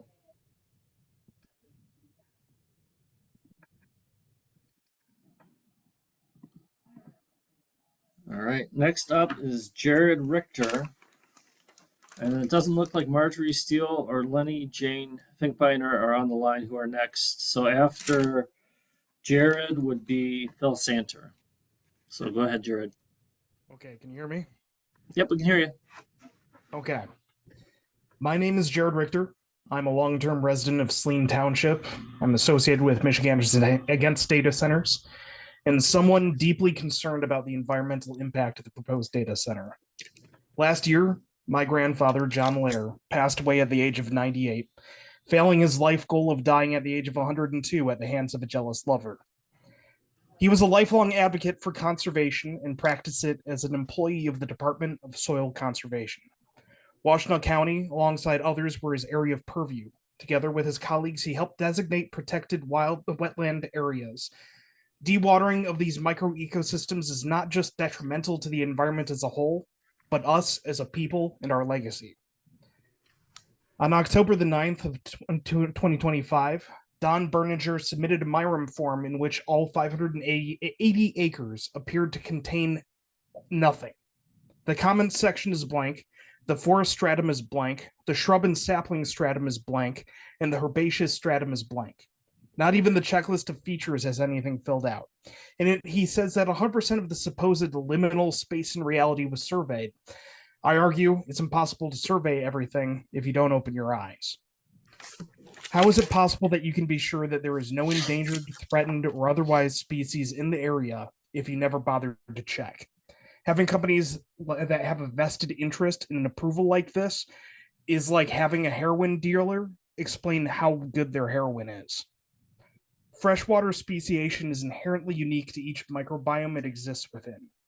We, as Michiganders, should be stewards of these areas, not just because it is right, but because the future may depend upon it in ways we don't yet know. Buying wetland mitigation credits is a wonderful way in which we have allowed companies to bet money in exchange for our future. Not only that, but these AI data centers have allowed like 10 people to gamble the whole of freaking Earth so that they can simply make another dollar. Please, I urge you to reject the acceptance of this barely filled out environmental impact study and protect our future. Yeah, thanks for your comment, Jared. All right. So next up is Phil Santer, and then after Phil is Ella Monsma. Good evening, everyone. Can you guys hear me? Yep, we can hear you. Great, thanks. My name's Phil Santer. I'm with Ann Arbor Spark. We're Washtenaw County's economic development organization. Just wanted to acknowledge that I know this project carries a lot of emotional weight in the community, but from an economic development perspective, it also represents a significant opportunity to secure tax revenue and invest in the kind of 21st century infrastructure that Michigan needs to remain competitive. Data centers are not new in this country, and this is a sophisticated, experienced developer. That said, my comments tonight are focused on the environmental review before EGLE. Under Part 303, the question is whether impacts to wetlands and streams have been avoided and minimized to the greatest extent feasible. Based on the alternatives analysis that I reviewed, multiple offsite locations were evaluated and eliminated for legitimate reasons, including land availability and infrastructure constraints. And the Saline Township site is the only location that met all the feasibility criteria at the same time. And on the site plan itself, the preferred plan impacts are concentrated in low quality drainage areas and preserve important wetlands on the site. So while it's not a zero impact project, the record shows an effort to minimize harm to the highest value areas.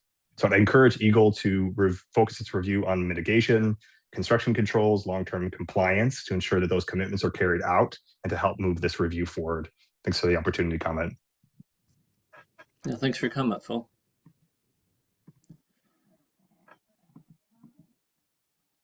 All right, next up is Ella Monsma, and then after Ella is Tawana Petty. All right, you should be unmuted on our end, Ella. So you can unmute yourself and begin when you're ready. If you're having some trouble, I should also mention this too. If you're having some trouble unmuting your microphone, we'll go on to the next person and then come back to you and see if you're able to get your issue worked out. All right, so it looks like you're still muted. So we're going to go on to Tawana Petty and then come back to you. All right. Hello, can you hear me? Yep, we can hear you. Okay. Research has already shown the negative environmental impacts where data centers have been developed. No amount of promises from utility companies or government officials has changed this reality.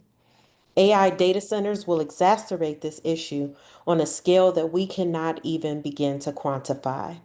The tech industry has already destroyed the water resources and environment in Silicon Valley. We see that with wildfires and other catastrophes that Silicon Valley is still recuperating from. Now they need a lifeline through the Great Lakes and other viable environmental resources. Who is going to protect the residents of Michigan from environmental disaster if our environmental protection agencies fail to do so? Please vote against this permit. If you don't, we run the risk of contributing to another Flint-like catastrophe. Thank you. Thank you for your comment. Okay, so we're going to go back to Ella Monsma, and then after Ella will be Edgar Groom. So it looks like Ella may have left. All right. So Edgar, you are up, and then Edgar is the last person on my list. So after we get through Edgar, we'll go to the raised hands. Go ahead, Edgar. I am here. I assume you can hear me. Yep, we can hear you. That's good.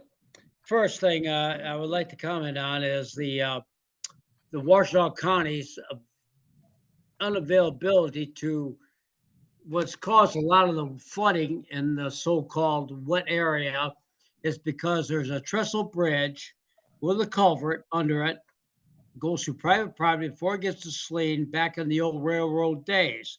It has collapsed, and the county does not open it up, clean it up. So when it gets plugged up with all the water, rainwater goes down, it then backs up to what is now the Bridgewater drain, which is really what it is, a drain for all the farmland around that Saline Valley area. We are not opposed at all to the data center. We do think that the county is negligent in cleaning the drain because I pay a tax. My property has water that passes through it. I'm directly across the road, what would be the data center. And they do not clean out those drains, never, ever, never, to keep the water flowing properly. So those wetlands would not be there if they were clean. Right. The second thing is the 10 acres of wetland. There is wetland all up and down through that Saline Valley. That little bitty 10 acres means nothing. I've been down there and hunted for many years through that whole area. There are no more quail. There are no more pheasants. There is only deer. If you see a pheasant out here, it is a magical day, and I would never ever shoot it because there are no more anymore, because there are no more fence lands. There are no more boundaries for the wildlife to habitat in to survive. We do have eagles out here. The eagles go through and go down through there and pull out the fish. So I appreciate my time, but letting you know that we believe this little 10-acre wetland has no absolute impact on the area, and we are not opposed to the data center. It is the best of all the alternatives for that piece of land that those kids have inherited and decided to deal with. And my point has always been, if you're a farmer, and I love the farmers out here, I've been around them all my life, buy it. If you can buy it, great. I think it'd be great if you could, because I like seeing the corn grow through there, but it's not going to happen anymore. Sorry, people. And all those people from that around the Saline Township area, from Detroit, and who all knows, all these people have been talking tonight have no idea what it's like to live out here for over 50 years like I have. You haven't got a clue. Thank you We're very gonna have to much. move. Yeah, go ahead. Thanks, you. Edgar. All right, so we're going to move on to the raised hands. A couple notes before we go. Before we move on, if you're on the phone, you can raise your hand in Zoom by selecting *9, and we'll call on you using your last 4 digits of your phone number. Also, the registration list that we pulled the names from, it was pulled around 1 o'clock. So if you registered and indicated that you wanted to make a comment after 1 o'clock, that's why your name wasn't listed. So you'll need to raise your hand to make your comment. And it's 1 comment per person. So if you already made a comment, you won't be able to make another. All right, so first up is Mike Alamo. So Mike, we're going to unmute you, and then you can make your comment.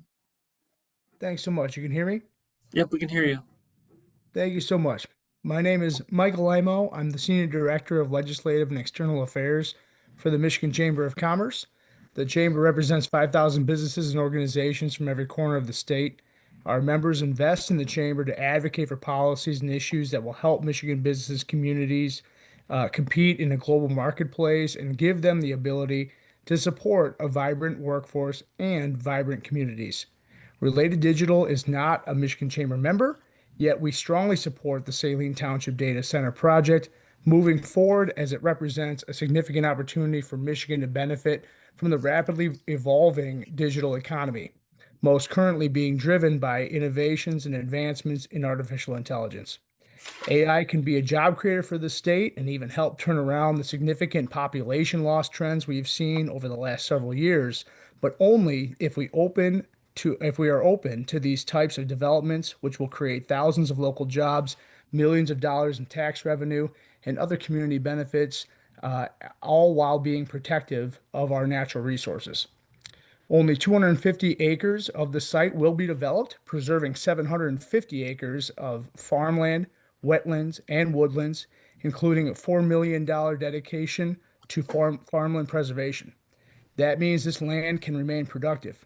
This project meets EGLE standards around minimization, mitigation, and avoidance of wetlands. It will fund 16 acres of high-quality wetlands, put nearly 50 acres on conservation easements, and improve existing stormwater and management conditions. And importantly, it uses low-impact air cooling system that avoids huge water use that would hurt our aquifers. This is a responsible development choice for our community. It brings long-term tax revenues, as has been discussed, including $1.6 million a year through 2039, $8 million for local schools, $8 million for fire departments, $4 million for farmland preservation, and $2 million for a community investment fund.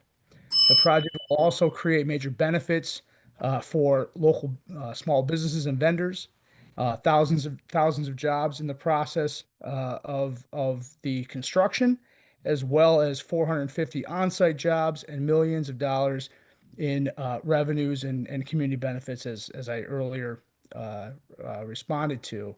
So again, appreciate the time to speak today, encourage the thoughtful deliberation and transparency, and ask that this application be approved. Thanks so much. Thank you for your comment. All right, next up will be Kelly Coleman, and then after Kelly, it will be Sarah Brabs. So Kelly, we are going to unmute you, and then you can unmute yourself and make your comment. Thank you. Yes. Can you hear me? Yep, we can hear you. Okay. My name is Kelly Coleman. I am a Saline Township resident. I live approximately 2 miles from this site and drive by it regularly. I have had some significant concerns about Related Digital's following of the rules They're doing significant work on the site. They have had heavy machinery moving tons and tons of dirt. And what else we don't even know. We are unsure how this is already affecting the wetlands and the low areas that are there. I do have some concerns about how they're planning to dewater the site and how that will affect the Saline River upstream and downstream for all those people beyond this township that have that river in their area. I also have some concerns because today the Michigan Public Service Commission approved an ex parte request by DTE to build a battery storage facility connected to this particular site. And how does that affect our water? And has that been included in the site plan from Related Digital? How does that affect the waterways? How does it go? How do they get onto site across the rivers? That's not in their site plan that was approached from what was given to Saline Township at the time. I just think that you cannot go through with this without doing some very significant deep dives into what their real plans are, because they have not been upfront and honest. Thank you very much. Yeah, thank you for your comment. All right. Next up is Sarah Brabs, and then after Sarah is Tim Bruneau, I guess without a asterisk. And again, if you're logged in twice, or if you provided your login link to somebody else, you'll be on here twice, and we put an asterisk by one of the names to differentiate the two names. All right, so Sarah, you can feel free to unmute yourself and begin when you're ready. Are you there, Sarah? Hello? Yep. Hello? Hello. This is not Sarah Brabs. My name's Ash Househalter, if you can hear me. Yep, we can hear you. Go ahead and make your comment, Ash. Okay. Thank you. A couple comments I wanted to make, just a couple rebuttals off the start. Jobs isn't why we're here. A lot of people are cheerleading that right now, but a lot of studies show that AI results in a net job loss. So for us to sell out for a quick buck on the construction jobs, that's bad information. Secondly, the gentleman Edgar who spoke about the lack of quail and wildlife down there, that's because of decisions just like this that the previous generations have made with no regard to wildlife and wetlands. Moving on, the water use during construction is a major concern for me. We've heard the stats once it's up and running, but during construction, that's going to be much, much higher. They're also going to be flushing the piping systems during construction with rust inhibitors and corrosion inhibitors. So those sorts of things, I have not seen any plans on that. Where does that get discharged? Does that all get taken off site? Because that system's going to be filled and dumped several times during construction to get it flushed out. Also, just to note, there are 27,000 brownfields in Michigan right now and 65 Superfund sites, active Superfund sites. Are we building the next one right now? All these started with promises of jobs and economic growth, and they ended up abandoned brownfields, polluted wastelands that we now have to deal with. It. Some of those are owned by DTE and other companies that have stake in this. I encourage you to take your time with this. And one other thing I wanted to bring up, there was an Indigenous lady who spoke very well at the beginning of this, and she talked about insects. That is so overlooked. They're the backbone of our food chain, and it's only estimated that about 10% of insect species are known right now. So for us to go into this thinking that we know the impacts is dangerously arrogant. I would like to just leave with a quick anecdote. The Cobra effect. I don't know if any of you have heard of that, but the Cobra effect, it's debated whether or not it's true, but the story behind it is one I really appreciate. In the 1800s, during the colonization of India, the British government put a bounty on the head of cobras. And at first, that decreased the population of cobras, which was the goal. But moving on, people started to breed cobras in their backyards, cut the heads off, turn them in to make the money. Eventually, the British government got wise, and they put a stop to that. So everybody released the cobras into the wild, and it ended up being more cobras than there was to start with. I say that to say this: there are always unintended consequences that we don't know. And to think that we know everything this time and we have it figured out and we're not making the next Superfund site is dangerously arrogant. I encourage you to slow down, take your time, examine this carefully, and know that all wetlands are valuable to us. Also, footnote, I live in Saline Township in the shadow of this, and they have not been good neighbors. Thank you. All right. Thank you. Thank you for your comment. All right. Next up is Tim Bruno. And then after Tim is Jared Aguero Salinas. And this is the Tim Bruno without an asterisk. I don't know. So I don't know if it's actually you, Tim. Are you there? Hello. Yep. Yeah, Is I'm this here. Tim? Yes. All right. Feel free to begin when you're ready. First of all, I'd like to readdress what I said to John Furman earlier. At a Saline Township meeting, their CEO, Related Digital CEO, 100% said, I heard him with my own ears, that Brent Bremen is his name. He said they're going to discharge glycol into the Saline River. It's also in their paperwork. Glycols are a class of compounds that have excellent thermal regulation properties. They are used as thermal stabilizing additives in cooling systems of data systems. Ethylene and propylene glycol are the two main glycols used for these purposes. There is evidence to support adverse health effects in humans from chronic exposure of contaminated water supply containing glycols. The reason glycols cause adverse effects is because of the toxic metabolites. These metabolites bind with calcium in the body, specifically the kidneys, forming calcium oxalate. Calcium oxalate is insoluble in water. Because of this insolubility, calcium oxalate crystals form in the kidneys. Rat and macaque monkey studies show renal inflammation, tearing of tubes, and eventually renal necrosis. Also, I'd like to address the site plan situation. On 12/10, I attended a meeting where Related Digital staff said that their quote, site plan is still in progress, quote, and quote, they're working on the fly, end quote. They cannot be trusted to do anything. They've lied to us over and over on numerous occasions. Furthermore, discharge from the cooling systems into the Saline River, which again, they stated and their CEO stated, will trigger algal blooms, contaminate the drinking water, kill fish, cause severe illnesses, including liver and nervous system diseases, not to mention the fact pollute our underground aquifers, lakes, rivers.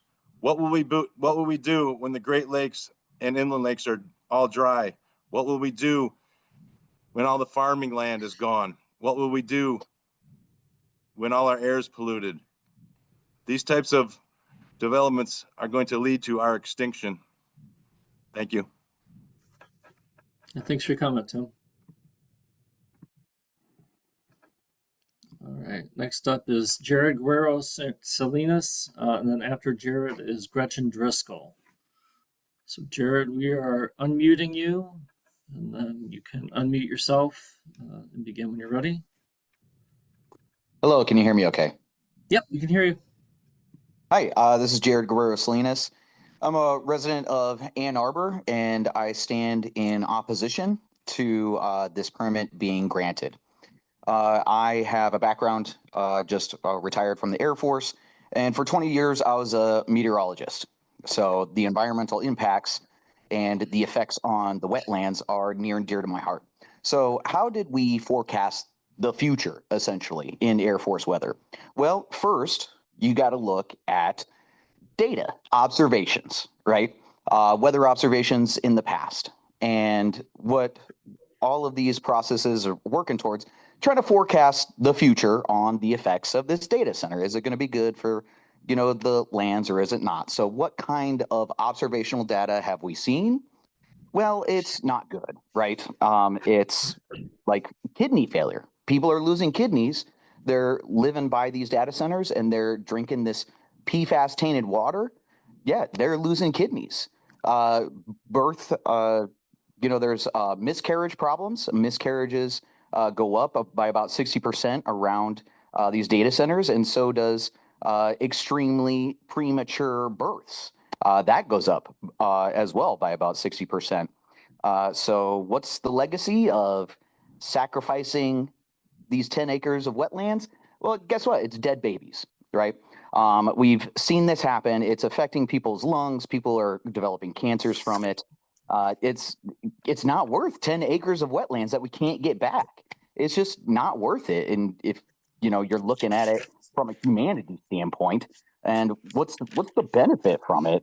There's no benefit from the AI that it gives to the residents, and the temporary jobs.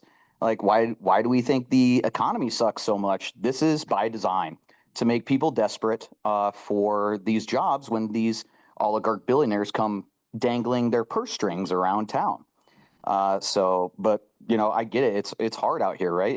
It's really difficult, but this is not the trade-off that the residents deserve. This is not okay. It's a legacy that's going to be looked on very poorly. Definitely, you should deny this permit. We should preserve the wetlands that we already have, work on building towards making them better.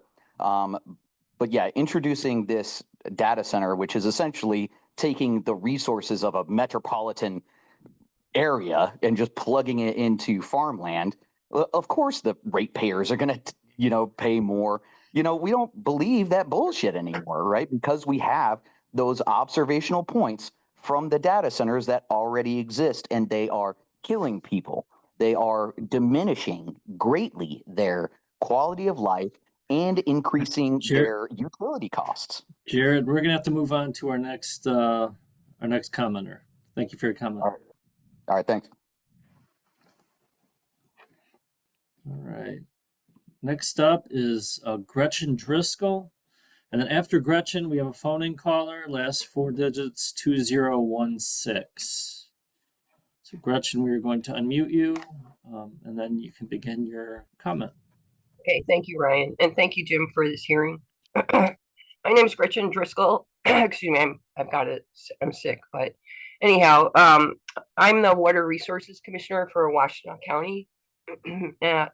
The Saline Data Center in Saline Township is within Washtenaw County. That's why I'm speaking tonight.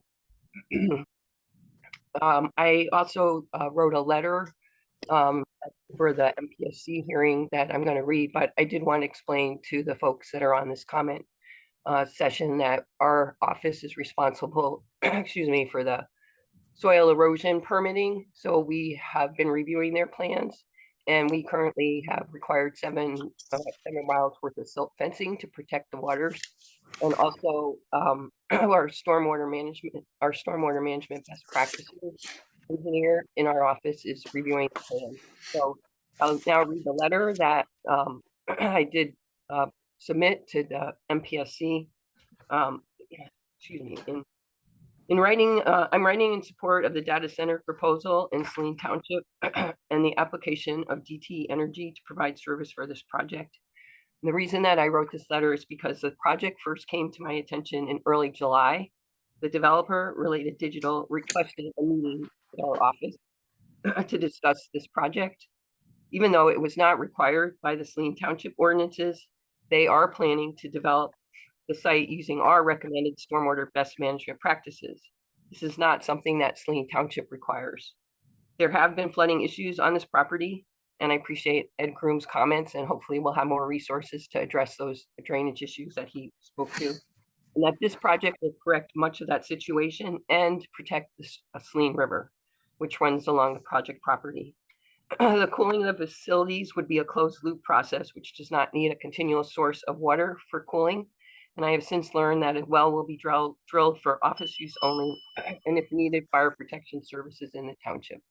It's my understanding that the state legislature passed Public Acts 181 and 207 in 2024 to guarantee that existing electric customers would not subsidize data center costs of service. With this protection in place, I believe the project will benefit the community, the region, and the state significantly. A historic level of tax revenue that results from a $7 billion investment will provide increased services and more affordability for local residents. The developer agreed to seed a local farmland open space preservation fund with $4 million and contribute $8 million for fire service, in addition to the local revenue that will be generated from this project. Thank you for the opportunity to comment. Yeah, thank you for your comment. All right, next up is phone and caller with the last four digits ending in 2016. We're going to unmute you on our end, and then you should be able to unmute yourself on your phone and begin your comment. Are you there, caller? Yep, we can hear you. Hi, my name is Sydney St. John. I'm a resident of Detroit, Michigan, and I just wanted to express my concern for this as a young person in college right now and entering the workforce. The statements that DTE has made about the lack of impact this will have on the power grid is completely inaccurate based on what we have seen through the other data centers that are being popped up around the country now. And it's setting a really scary precedent that we see all these people here in opposition, and it's just terrifying to see that no matter what, like it seems like we as the people don't have a say in what our land is being affected by. I'm sorry, I don't have a written statement right now, so I'm just kind of talking off the top of my head, but yeah, I just wanted to say, like, the young person right now, it's very scary, and I hope that the EGLE stands with the people here in supporting our wetlands and our beautiful Michigan water. And yeah, thank you for my time. That's it. Yeah, thank you for your comment. All right. Next up is Shannon Beeman, and after Shannon is Matthew Bork. All right, you're unmuted on our end, Shannon. Thank you. Can you hear me? Yep, we can hear you. Perfect. Thank you. My name is Shannon Beeman. I serve as Washtenaw County Commissioner for District 3, which represents both Saline Township and Bridgewater Township, the areas impacted by this development. I come to this issue with a background in economic development, and I do strongly support the right of retiring farmers to make their own decisions about their land, so long as those decisions comply with local zoning laws and existing regulations. At the same time, Michigan's administration of Section 404 of the Clean Water Act applies to projects with the potential to affect endangered or threatened species, as determined by the U.S. Fish and Wildlife Service, including Blanchard's cricket frog, a subspecies of northern cricket frog that is experiencing population decline and is protected, as well as the smallmouth salamander, an endangered species found in Washtenaw County. In Michigan, amphibians overwinter by hibernating, either burrowing into mud at the bottom of ponds, in the case of aquatic species, or seeking shelter in leaf litter under logs or deep within the soil. This makes them particularly vulnerable to habitat disturbance resulting from dredge and fill activities during the winter. I respectfully urge EGLE to fully consider these vulnerabilities, and to ensure strong protections for these species and their habitats when reviewing this project. Thank you for this time and for this session. Yeah, thank you for your comment, Shannon. All right. Next up is Matthew Bork, and then after Matthew is another phone-in caller with the last four digits of 0019. So Matthew, looks like, are you there? You can begin when you're ready. You can hear me? Yep, we can hear you. Thank you so much for your time today. I want to speak partially to the piecemeal of the permits. And, the citizens here in the state, we understand, partially that our state environmental teams are here to work for us rather than the companies. We're the ones who pay the tax dollars, and where sometimes businesses get the priorities for these permits. They pay maybe $50 for a permit where we pay the rest of the cost. The piecemeal system in the permits includes the separation and division between the departments, even within our EGLE staff. So when we're talking about, things like what's going to affect our our wetlands and the different things, to just look at within the water resources division is not efficient. There's an air quality division, there's a remediation and redevelopment division that deals with contamination issues. All of those people, we should be looking at these projects holistically rather than piecing them apart one part at a time. I understand that even the NPDES, the National Pollution Discharge Elimination System permits, are involved within the Water Resources Division, but that should be something that falls within the Remediation Division, because the Water Resources Division are not our chemists involved in actual big pollution. The public becomes responsible for the after effect. So basically the way the system has been working so far is the big companies come in, they create a problem. The system only changes when there's a huge impact, basically a destructive activity that, again, then afterwards maybe we change some of the rules. Right now, that is not an efficient way to do things, even with looking at the water withdrawal system. By taking out 20,000 gallons a day from the underground wells, that is going to have an effect on our underwater systems. There is no studies, nor has there been any studies on how that will affect that. The companies can do that work, but because there hasn't been the stance to be able to understand and do those studies, they're not included in any of the permit effects. Obviously, if they're taking out 20,000 gallons a day from our groundwater, obviously they're returning 20,000 gallons a day, whether it be through the return and the output of the water, and it goes in the NPDES system, which commonly, if it just goes to the Water Resources Department, is just a sediment net, not even involved in carbon filtration. What else is going to come in that if there's no test done for what kind of water is being returned other than within the Water Resources Division? PFAS will sneak through those different things. The Gelman contamination could get picked up, which is made of dioxin that is right there, rather than being in a situation where we are working on cleanup sites afterwards. Yes, just let me finish here. It would be better sense that they would start by building one of these things on, say, the Willow Run contamination site, and clean it up. We're gonna have to move on, Matthew, to make sure it's fair for everybody and to give everybody the same opportunity to talk. All right, so next up is phone in callers with the last four digits of 0019, and then after the phone in caller, it's Bob Millini or Minelli. My apologies. All right, phone in caller 0019. You are unmuted on our end. You should be prompted to unmute your microphone on your telephone and make your comment.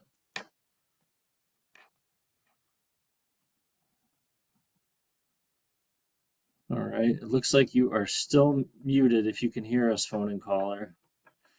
So what we'll do is we will mute you, go on to our next presenter, and then come back and see if we're able to unmute your phone to make your comment. All right, so our next comment is Bob Manili. Hopefully I got it right that time. Are you there, Bob? You can unmute your microphone and begin when you're ready. Can you hear me? Yep, we can hear you. Okay, thank you for your time. I'm a proud Michigan resident that was born and raised here. I'm also a business owner, and I support the related digital project because it brings real lasting economic activity. It creates up to 2,500 union construction projects, 450 permanent on-site jobs, This project also brings local investment, 1.6 million a year into the township revenue through 2039, 8 million for schools, 8 million for fire services, and 4 million for farmland preservation trust, and 2 million for the community investment fund.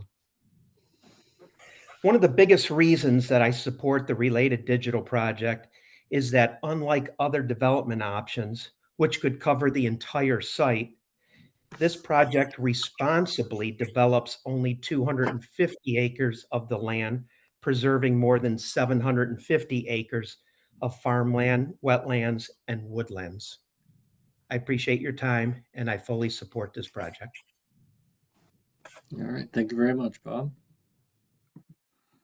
All right, we are going to try to unmute phone in caller 0019 again. Then you should be prompted to unmute yourself on your phone so that you can make your comment. And if you're still having trouble or have left your phone for a moment, there are those other ways to make a comment. And I should mention this for everybody, that we will be showing those ways, other ways to make a comment on the screen again after we take everybody's comments. In case you weren't able to get through all of your comments or would like to leave additional comments, we will be showing those ways to make another comment again. And it looks like you're still muted, phone and caller. So we are going to have to move on to our next person in line, and that's Colin Alamario, with asterisks. So there must be more than one logged in. So Colin, we are going to unmute you, and then you can unmute yourself and begin. Hi, can you hear me? Yep, we can hear you. Hi, good evening, commissioners. My name is Colin. I'm an engineer and a member of Michiganders Against Data Centers. Our group was formed out of a deep love for our home, alongside shared concerns for the safety and integrity of its natural environment. It's no secret to anyone, not even the big tech companies themselves, that the data center plan for OpenAI's Stargate project is raising widespread concern about its impact to the communities that will share the space with this infrastructure.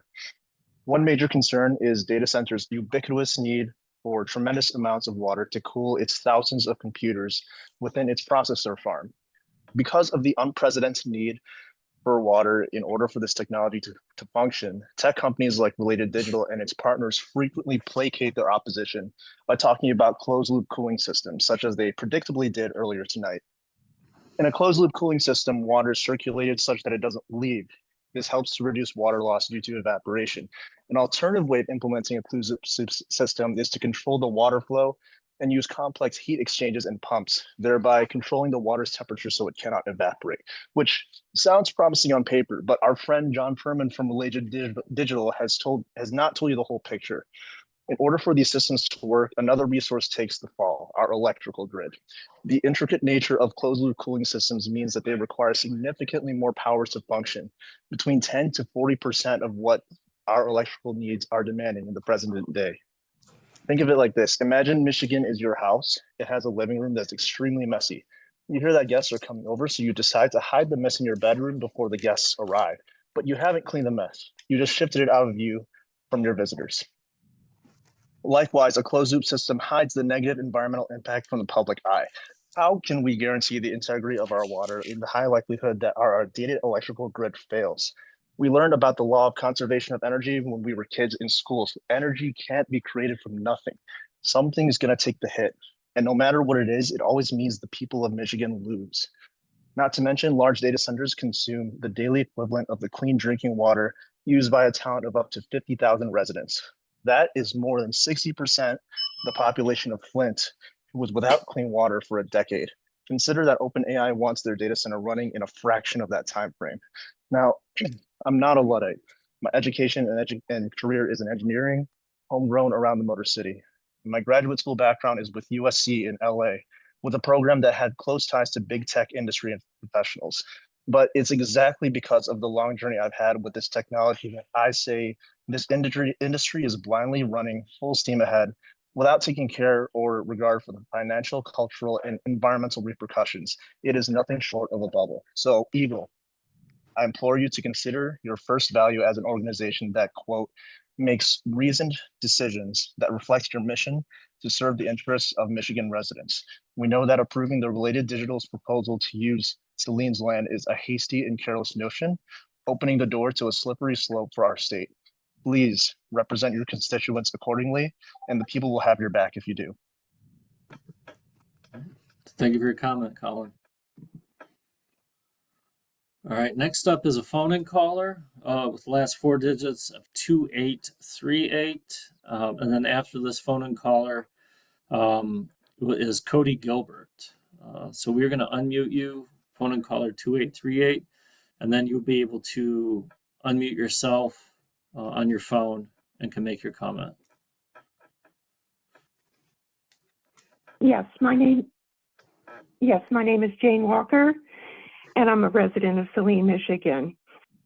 I'm opposed to this project for all the reasons that have already been discussed, but one other concern I have is in 1992, mastodon bones and footprints were found on a property at West Michigan Avenue and Feldkamp while excavating a low area for a pond.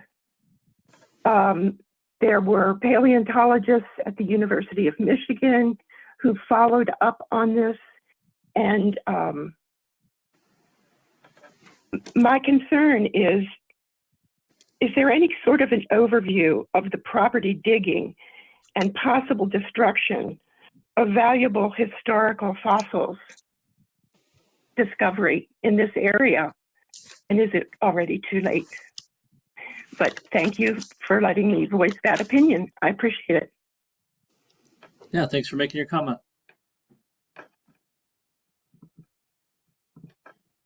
All right, next up is Cody Gilbert, and then after Cody is Dylan Trumba. All right, so Cody, you are unmuted and can begin. Hi, my name's Cody Gilbert. I live in Cadillac, but I'm here in support of my neighbors in Saline. Thank you for allowing all of us to comment. I'm just going to touch on 2 of the criteria for EGLE's applications. First, that the permit would be in the public interest. And I would argue that this application does not meet the public interest criteria. I'm skeptical, first of all, of the benefits touched on in the presentation because what guarantee do the residents of Saline have that the developer will follow through on those promises? I'm worried that the residents there will have little or no recourse if the developer is not in compliance with what they are promising. I would also argue that data centers are a net job loss. 2,500 union construction jobs, that's great for the year or 2 that they're there. But after the completion, those jobs are gone. And generative AI is set to take away a lot of future jobs, including my own. The presentation also didn't touch anything about electric usage. Data centers are large users of power, and this increased use to the grid often leads to rate hikes. Companies like DTE are already known for just raising their rates without warning. Additionally, excessive power use, I'm concerned that that may cause additional outages. And as we're all aware, Michiganders are left without power for hours already in some areas. There are also health impacts of people living in the vicinity of data centers. I believe the first commenter, Ayat Altamimi, went over those really well. Any additional tax revenues and things does not offset health costs for people in the area, I believe. All in all, for those reasons, I believe that does not meet the public interest criteria. Additionally, that the proposed activity is wetland dependent or no reasonable and prudent alternatives exist. I would argue this is not wetland dependent. In the analysis documents for this application, it cited things like power requirements, size, internet access, raw land, proximity to freeways, but nowhere in the documentation did it say it needed to be built on a wetland, so therefore it does not meet that criteria either.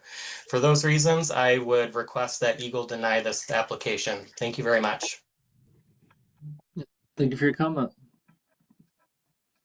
All right, next up is Dylan Trumba. And then after Dylan is Tim Bruno with an asterisk. So Dylan, we're going to unmute you, and then you can unmute yourself and begin. Yeah, can you hear me okay? Yep, we can hear you. Yeah, hi, I'm Dylan, and I'm a lifelong Michigan resident. To start, Michigan has already lost an incalculable amount of wetland habitat to waterfront development and riparian zones and drainage of wetlands for agriculture, and small pockets like the one surrounding this tributary of the Saline River are among the few crumbs of productive riparian zones left in the southern Lower Peninsula, whether low grade or not. Wetlands are crucial to the health of our waterways. They filter pollutants and excess nutrients from the water entering streams and inland lakes, and in turn, the water entering the Great Lakes we supposedly take so much pride in protecting. This wetland is just one of many pieces of living infrastructure across our state that we owe the quality of our water to. A wetland can't simply be picked up and rebuilt somewhere else. There are extraordinarily complex ecosystems that can take decades to fully mature. And there is an incredible web of interactions between all organisms inhabiting these wetlands that ecologists are really just beginning to scratch the surface of. Even if you do establish an artificial wetland elsewhere, you are still erasing this irreplaceable living machine and resetting decades-long ecological relationships that will take decades or longer to redevelop at an artificial site if they ever do. Michigan, as a member of the Rust Belt, is already dotted with brownfields owing to our industrial past and subsequent withdrawal of manufacturing capacity from the state. We're tired of temporary solutions to the permanent problems affecting our citizens, tired of paying for the permanent collateral damage left by corporations, and tired of watching as corporate greed continues to decimate what few natural areas we have left. I ask, how can we call ourselves the Great Lakes State when we can't even protect our watersheds? I yield my time. Thank you, Dylan.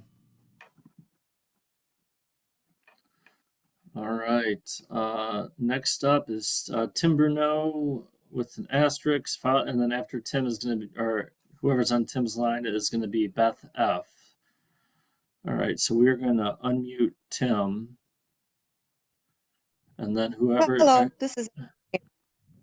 Sorry, I don't know why it's registering me as Tim. Yeah, no problem. You can begin with your comment. Okay. Well, let me start with, it was very generous of EGLE to give Related Digital over 12 minutes at the beginning of this hearing to sell us their project again. I would disagree. You can consider yourself a good neighbor after literally suing all of your neighbors.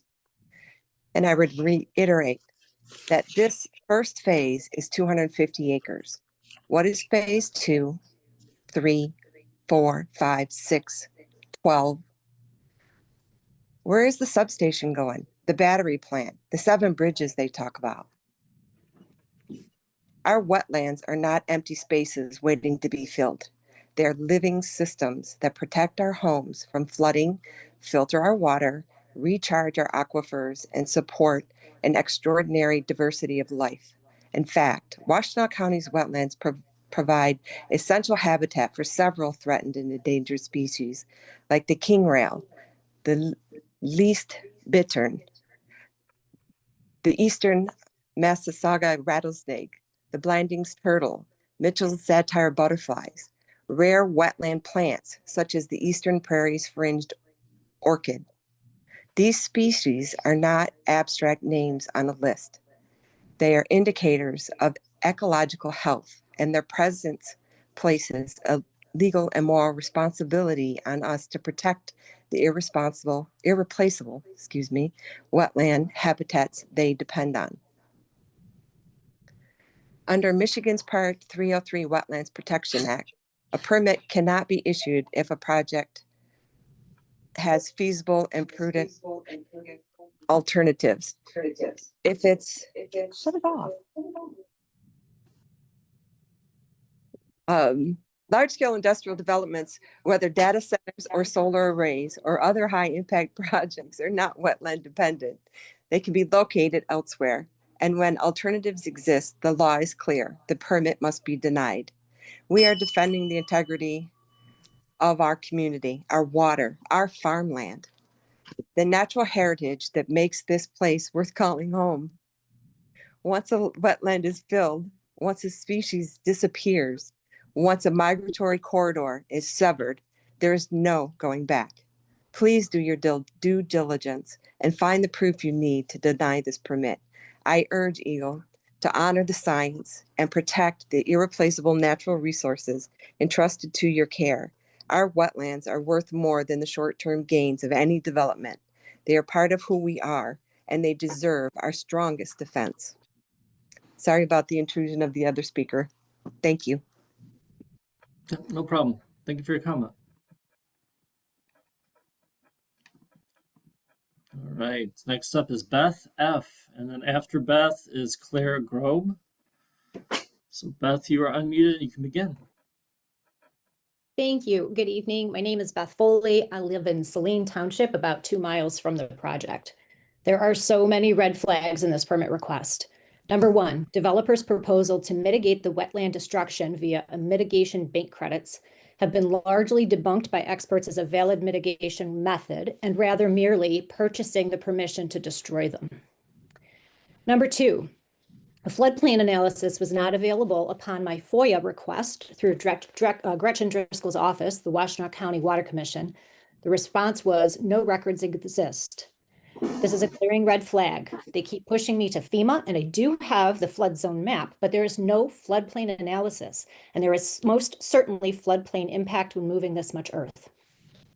This next point, number three, isn't directly related to water, but it's connected. I am skeptical that the developer has not presented clear plans regarding how they intend to fill the 25% energy gap to power the facility. Even at the MPSC meeting earlier today, they essentially said, we're working on it. I am also skeptical, and this is connected, I am also skeptical about their true intentions regarding not having concrete plans on the remaining 200 plus acres of the 574 acres they purchased. The developer has said they will put it in conservation, yet I've yet to find any concrete details on this. This should give us all cause us all to take pause. Hyperscale data centers around the country are looking at natural gas, fossil fuels, and even nuclear to power them, and that should raise an eyebrow. When you look at this property in the Washtenaw County plat map overlaid with the NPMS pipeline maps, you'll find that Enbridge line 17 runs directly through or adjacent to the property, and this is not a coincidence. This is the biggest red flag of all, because if larger plans entail an energy plant to be built on the excess acreage they have purchased to fill that 25% gap, this will undoubtedly have massive impact on the wetlands, Saline River, River Raisin watershed for generations to come.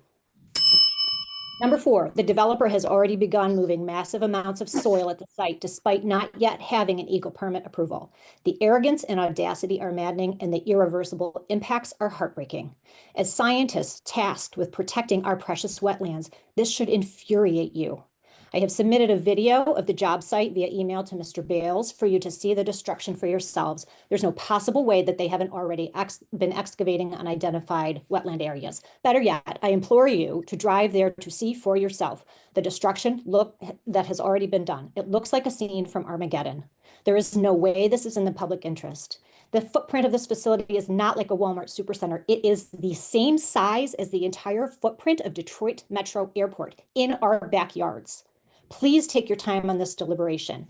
Any deadline associated with this is artificial to put pressure on you and pressure to move this project forward and gloss over the important community impacts and environmental impacts.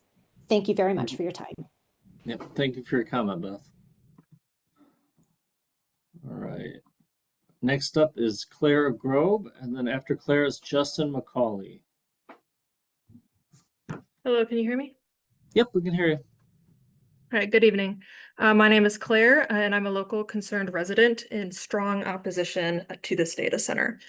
Approval of each data center should not be considered in isolation from the other data center projects across the state. The cumulative impact is relevant to the mission of this committee. The impact of these data centers on local, county, and the state government's ability to meet clean energy goals and reduce emissions is enormous and will completely undermine any ability to achieve those goals. DTE has stated it will likely build new fossil fuel plants to meet the large energy demands of these data centers. In addition, multiple large data centers in a single area constrain local aquifers. This data center, as stated earlier, if constructed, will consume 10 to 20,000 gallons of water every day. Once this water is consumed by the data center, it is not returned to the local system. The concern is that the local saline community and surrounding communities could face lower water tables, depleted wells, competition for municipal water supplies, and reduced stream flows that permanently negatively affect the local wetland ecosystem. In conclusion, this data center goes against the best interest of local residents and will cause irreparable damage to our wetlands. I urge this committee to deny the permit for the data center. Thank you for your time. Thanks for your comment, Clara. All right. Next up is Justin McCauley. Can you hear me? Yep, we can hear you. Good evening, and good evening to EGLE staff. My name is Justin McCauley. I live in Ingham County. I just want to start by saying I do appreciate the steps the developer is proposing. With that said, this permit would still allow filling 10.5 acres of wetlands permanently. That's about 17% of the 62.7 acres on the site. In an area where wetlands make up roughly a quarter of the development zone, it seems like there's real room to avoid or reduce that impact by redesigning the layout or choosing a different location. But the application doesn't show enough of that analysis. The mitigation plan offers about a 3-to-1 replacement ratio, but it's all off-site, which means we lose 10.5 acres of wetland benefits right in the Saline River watershed. Things like flood protection and water filtering that are worth around $262,500 a year to this community. There are also culverts, stream impacts, and outfalls, including one in the floodplain, with some unanswered questions tonight about any operational wastewater or discharge risks. And since this is just one phase, it leaves more than 52 acres of wetlands potentially at risk later, which feels like it could be segmentation. I respectfully ask EGLE and the courts to deny this permit as it stands or require stronger conditions. A thorough alternative review, true no net loss mitigation in our watershed, clear answers on discharges, and a full look at cumulative impacts. Thank you for listening. I'm submitting these comments for the record. I yield my time. All right. Thank you for your comment. All right. Next up is Lenny Jane Finkbeiner. All right. Are you there? Can you hear me? Okay, you can begin when you're ready. Yep. Okay. I'm Lenny Jane Finkbeiner, a property owner in Saline Township, whose land has been in the family for 6 generations, over 124 years. Our properties are located within a half mile of the proposed data center, one on Michigan Ave and one on Case Road. Just as our land has always been farmed, until the last planting season, the subject property has been farmed by the same family for 6 generations. However, the current owners who inherited the land, whose career took them away from farming, they have not farmed this property. The land was left vacant and marketed to be sold for development. In a review of the paperwork submitted, I offer my support for this application. With the large elevation drop of this property, this project will actually correct and eliminate the ongoing flooding concerns that neighboring property owners have been experiencing for many years due to this property not being drained properly. During public comment, it was noted that there's flooding in the spring and the heavy rainfall. The detention ponds and other measures that will be put in place will eliminate the flooding that has occurred, which will provide a benefit to the neighboring properties' farmland. I agree with the mitigation of the 10.8 acres of permanent emergent wetland impacts with the purchase of 15.72 acres of approved wetland mitigation bank credits. Although this project will unavoidably impact low quality temporary agricultural wetlands, the mitigation will result in a substantial net ecological gain. The state will benefit from the establishment and the long-term preservation of a high-functioning forest wetlands that will provide for habitat and water quality functions compared to the field wetlands currently present on this project. Conservation of the land by the developer is a huge benefit with this project, considering that in Saline Township, less than 45 acres have been preserved. This project will provide over 750 acres of preserved land when it is combined with the additional land purchased in the adjoining Bridgewater Township. This project preserves land for farming purposes, along with preserving wetlands and forest areas. Other support for this is the 345 transmission line. This is the reason that the property in Saline Township is looked at by Related Digital and DTE. Based on the lay of the land, the elevation drops more than 30 feet below Michigan Ave. It will provide a natural buffer for the site and the surrounding areas. This choice, unlike other properties in our township that have the 345 transmission lines for connection, they do not have this elevation drop. It would not allow for a natural buffer for the surrounding areas. Whether it will be a data center or another development, the property will no longer remain active farming. And this development provides many benefits. Lenny, we have to conclude. Okay. Since you're No out problem. of time. Thank you. Appreciate it. Yep. Thank you for your comment. Yep. All right. Is there anybody else out there who has not yet made a comment but would like to make a comment? You're more than welcome to do so. Just raise your hand at the bottom of the screen, and raise your hand in Zoom, and we'll call on you. If you're on the phone, you can select *9, and that will raise your hand in Zoom, and then we'll call on you using the last 4 digits of your phone number, and you'll be able to make your comment. If we don't have any other callers who would like to make a comment and have already done so, and haven't already done so, what we'll do is go on to the next part of the night, which will be to go through those other ways to make a comment again, and provide you with Jim's contact information for further questions, and then wrap up. Looks like we do have another raised hand, Becca Serrano. So Becca, we are going to unmute you so you can make your comment. Are you there? Yes, can you hear me? Yep, we can hear you. Hi, my name is Becca Serrano, and I am a resident of the city of Detroit. And I just really hope that with all of these comments tonight, that there is consideration made to how the public can ensure that developers are held accountable to following the standards that John was reviewing in the beginning of the meeting when it comes to traffic, lighting, siting, water disposal, anything like that. I think it is prudent to ensure that the public is aware of how they can report issues if there are compliance issues, and just a general outreach around that to ensure that the public is able to continue engaging in this process as things continue to develop and get approved. So that is all I wanted to say.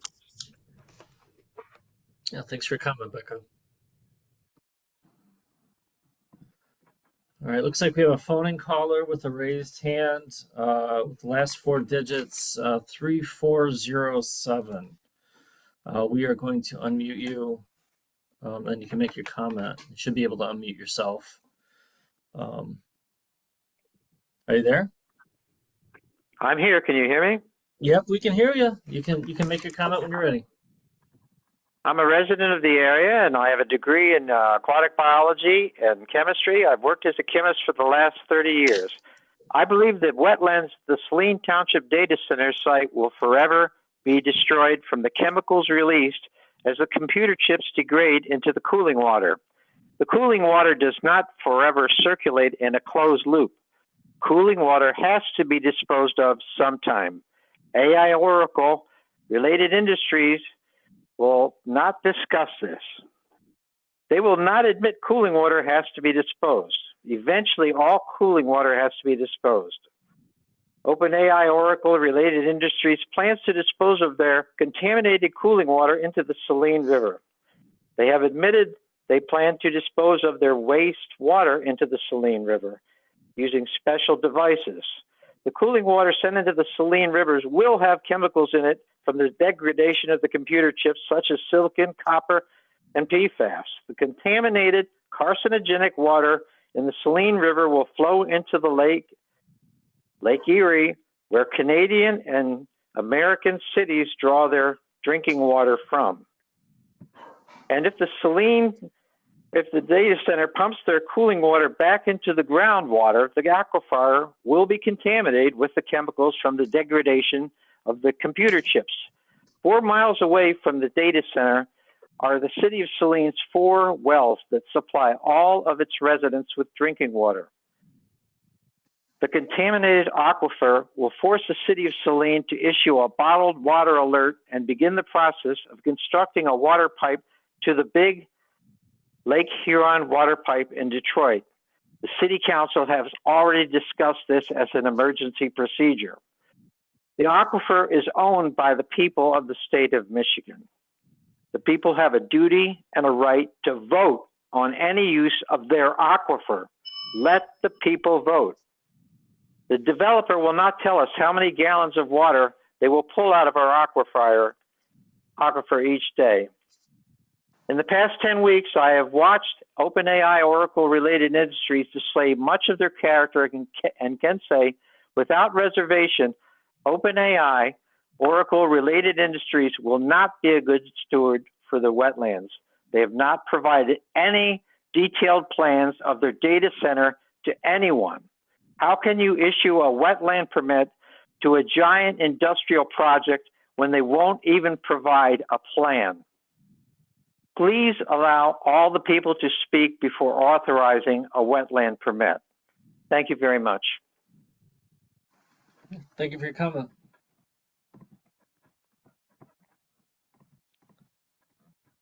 All right, is there anybody else who has not yet made a comment tonight who would like to make a comment?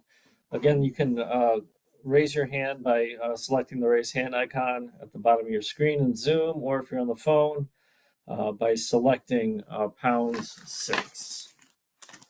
And then if we have everybody has made a comment that wants to make a comment tonight, we'll go to the next part of the hearing, which is providing the other ways to make a comment, providing Jim's contact information, and then wrapping things up. And so I'm not seeing any other raised hands at this point. So we're going to go ahead and move on. Jim, would you like to read the closing statement for us tonight? Yes, thanks. Thank you for your comments and cooperation. We appreciate your interest in the proposed project and that you took the time to be here tonight. As indicated at the beginning of the hearing, you may submit additional written comments until December 28th, 2025. Following the close of the public comment period, we will consider all comments received and make a decision on the proposed project. Just to remind those that may still want to submit a comment, comments can be submitted via the MyEnviro portal, email, or the U.S. mail. The hearing is now closed. Thank you again. All right, thanks for reading that, Jim. As we mentioned before, the MyEnviro link was put in the chat, and I'll also read the mailing address for those on the phone, since we have quite a few on the phone. It's to EGLE, Water Resources Division, Jackson District Office, Post Office Box 30458, in Lansing, Michigan 48909-7958. All right, and if you have further questions, you can contact Jim Bales directly by phone at 517-257-4532. Again, that's 517-257-4532, or by email at balesj@michigan.gov, and that's BALESJ@michigan.gov. All right, and before we wrap up, any closing comments for us tonight, Jeff? Thanks, Ryan. Yeah, I just wanted to thank everybody for attending the hearing tonight. And for those of you who had questions and or comments for us, we do really appreciate you taking the time out of your day to come to this and, you know, expressing your feelings on this project. I just wanted to say, you know, we got a lot of questions we weren't able to fully get to, as well as like any comments or questions we received through the MyEnviro link. We will be planning to review those and try to provide a response to everybody that we can. And while our hearing period for submittal of those comments through MyEnviro ends on the 28th, If you do have other comments that you want to provide to us after that date, you are able to send those to Jim at the email he provided, or you can also send them to me as well. I believe my email was at the beginning of this, the series of slides for the hearing. So again, thank you very much. I hope you all have a great night. Yeah, many thanks, Jeff. And thanks to everybody on our panel, all of you for being part of the hearing. Last thing I'll leave you with is just a reminder that this hearing was recorded. In case you missed something on there, wanted to see something again, watch something again, it's going to be on EGLE's YouTube channel the next day or two, so keep an eye out for it there. And with that, thanks again, and I hope you all have a great rest of your evening.